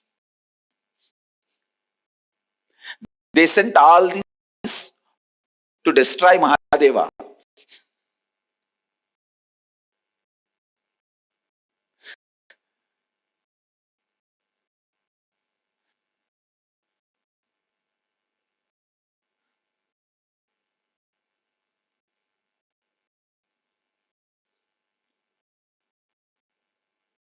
These Tagavana rishis, because they can do anything they want through the yaga yajnas, they know the science, they thought they become God. And you don't need for God. They are ultimate.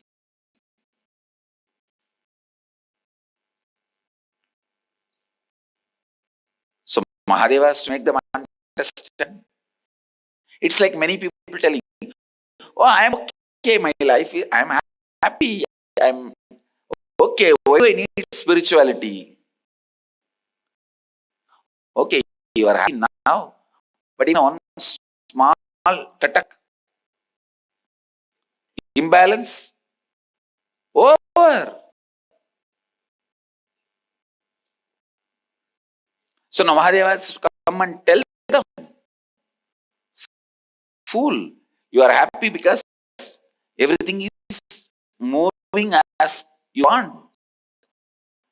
But just even a small imbalance, you won't be able to handle that. So raise yourself to the space where there can never be imbalance.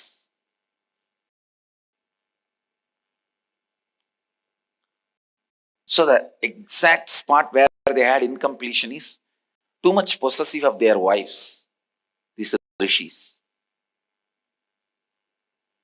Mahadeva came down in such an handsome form, most handsome form, a Sundareshwara. He comes down. When he walks as Bhikshadana, house to house,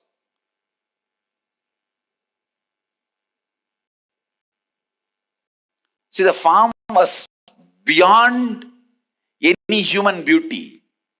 So naturally, how can anybody even remember them?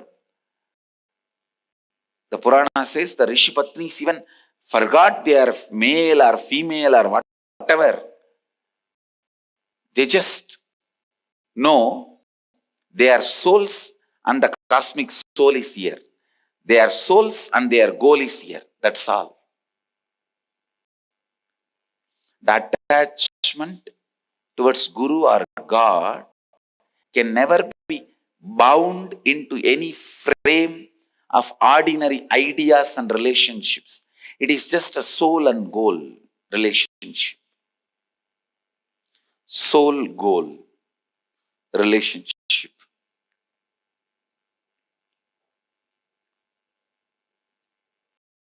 The rishis were shocked when they saw, oh God, all these rishi patnis are running behind this guy, young guy. This young guy, they wanted to destroy him. But the moment they had anger out of powerlessness and incompletion,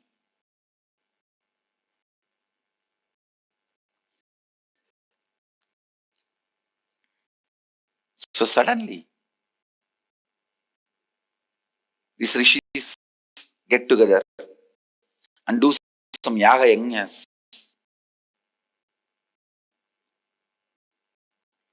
to destroy Mahadeva. What a stupidness. Finally, whatever they sent to destroy Mahadeva, he just held them all as ornaments and his weapons. Finally, not only he did that, he gave signs of enlightenment to those very rishis who tried to destroy him. It's an action of being enlightenment to the very rishis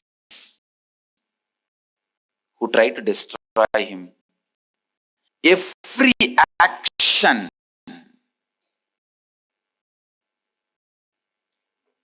please see, is love current.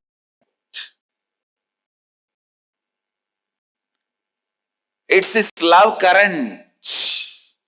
Today, Mahadeva is gracing us as a bangle vendor.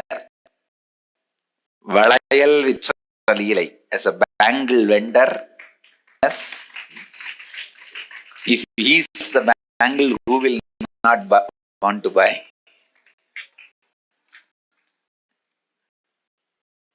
This bangle vendor is a very tricky job.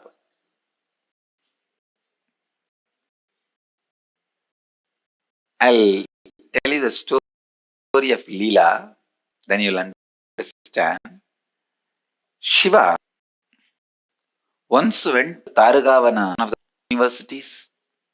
Ego knowledge is there. Deva went as a beggar. Seeing his, all the Rishi Patnis have started going behind him. And all these rishis lost completely their face, and the manly ego completely got destroyed. The manly ego completely got destroyed. And the women, they ran such a way, melting in his love and unable to tolerate is the distance between him and them. The story says even they physically they started losing weight and all the bangles dropped from their hands. And the megala, the hip, because they started becoming so lean, missing Mahadeva. So seeing this, all rishis got very angry and declared all their wives have lost chastity. And he cursed them, and the rishis cursed their wives, saying that you guys will be born in the merchant community in Madurai. And Rishi Patni said, all right, you do what you want, we will have remedy. Mahadeva says, all right, ask the same fellows who gave the curse. And Mahadeva revealed his identity and ordered the rishis to give the remedy. The rishi and Shiva himself will come and put the bangles again for you guys. You will be liberated from the curse and come back. So Mahadeva comes down as a bangle vendor, and in the name of selling bangles and seeing the size, he puts the bangle for all those rishi patnis who have come down due to the curse of the rishis.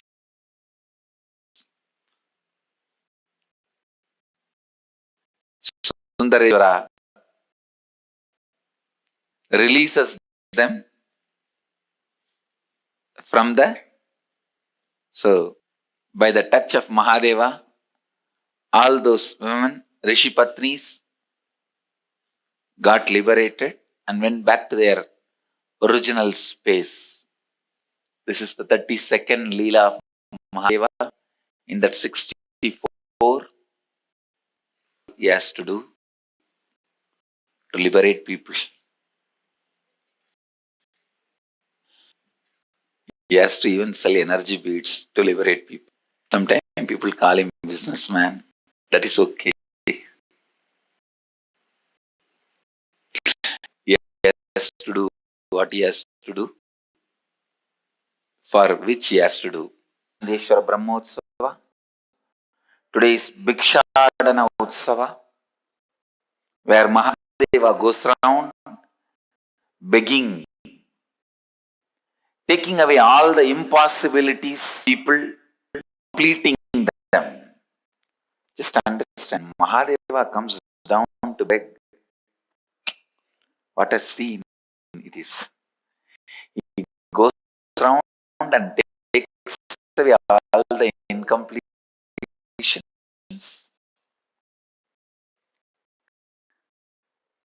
radiating the space of completion and giving them. When Mahadeva goes to beg, he gives more than what he receives. Remember, Mahadeva, he gives more than what he receives. When the master stretch, it is not Bhiksha Patra, it is Akshaya Patra.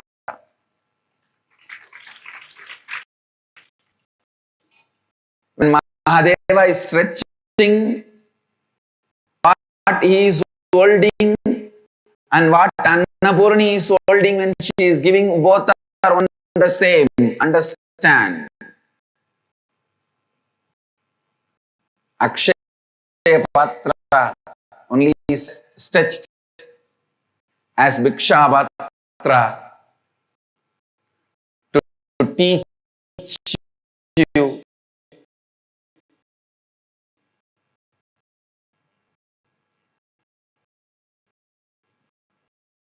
the lifestyle of giving, to teach you the experience of giving, to give you the experience of giving. Understand? When masters stretch, it is not Bhiksha Patra, it is Akshaya Patra. So anything offered in that Akshaya Patra, I commit with you all, will come back to you 1,000 times more. If you drop grains, you will get 1,000 times more the grain. If you drop money, you will get 1,000 times more the money. If you try to put some problems, you will get 1,000 times more problems.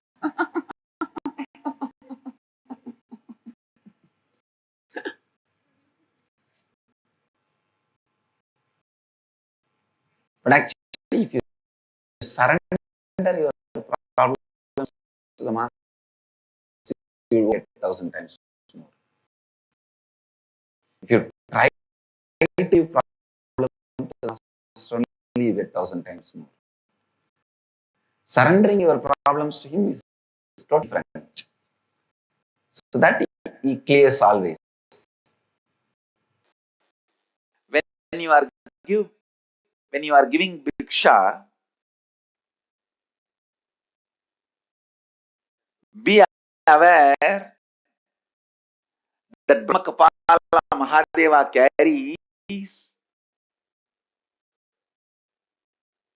will just eat away your whole ignorance also. Not only what you give, it will just eat away your ignorance also. So unless you are ready to renounce the ignorance, don't come out of your house to give bhiksha. When Mahadeva comes and stands outside your house and asks for Bhagavati Bhikshan Dehi. Understand?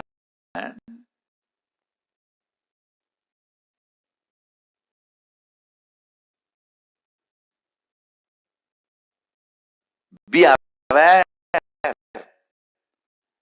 the person who is standing outside your house with a begging bowl, his begging bowl is not an ordinary bowl, which you just take what you are offering. It is Brahma Kapala. If you stretch your hand to give what you are offering, it will eat away even ignorance.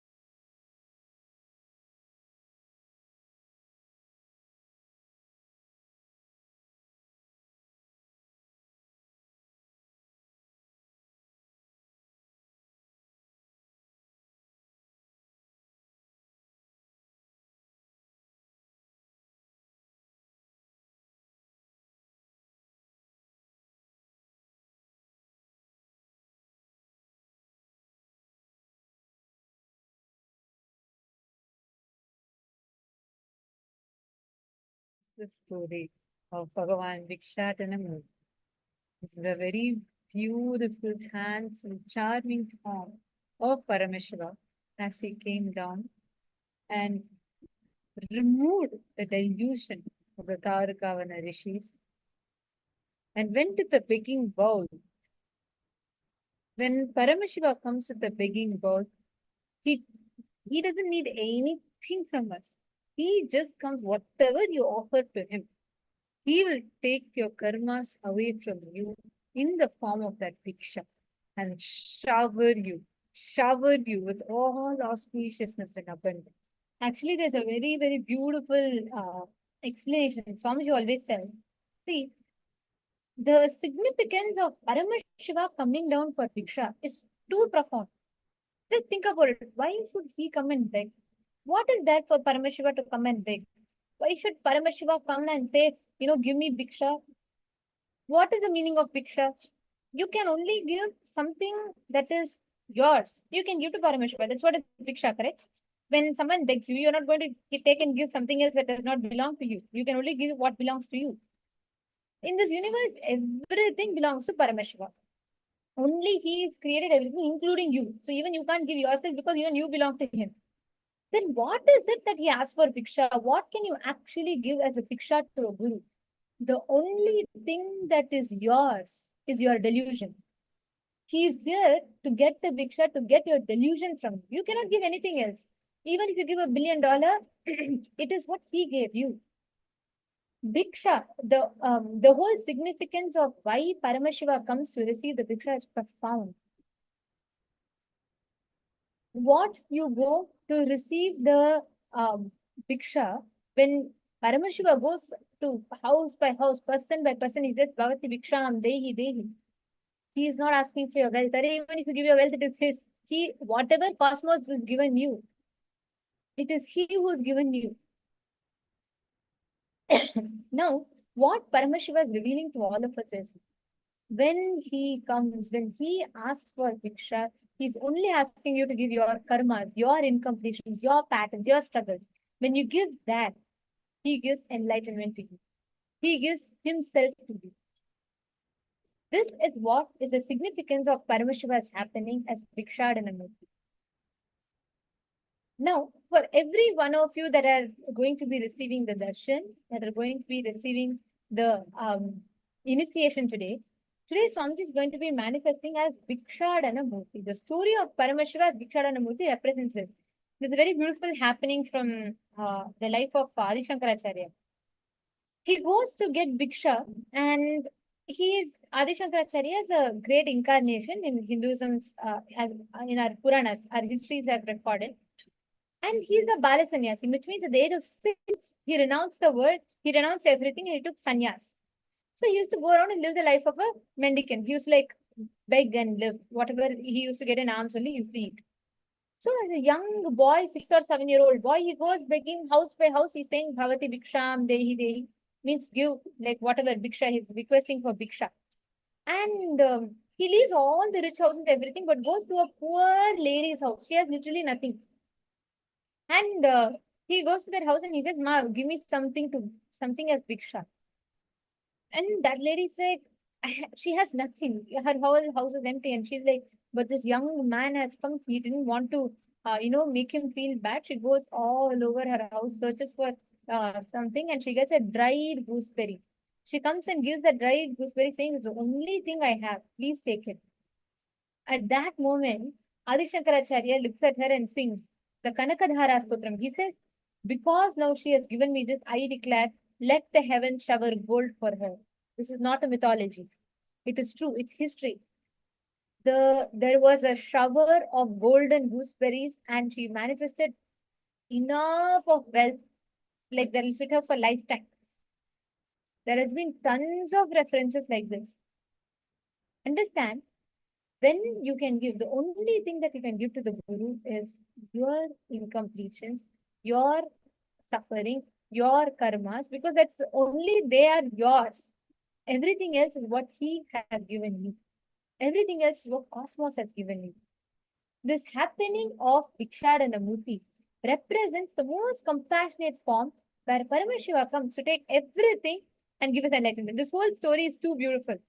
He comes, he goes around all these rishis, they send all sorts of things at Paramashiva. They'll say, oh, let us attack him. They send a cheetah tiger to attack him. Paramashiva simply takes and wears it as his dhoti, and then he'll sit on it. And then they will send us, a black magic deer to attack him. He'll just catch and hold it in his hand. They'll send fire to attack him. Everything that was sent to attack him, he'll just add it as a part of his glory. That is what tomorrow we'll all be receiving, Dakshinamurti. So today is Bhikshadana. After he comes as Bhikshadana, he goes around begging everything.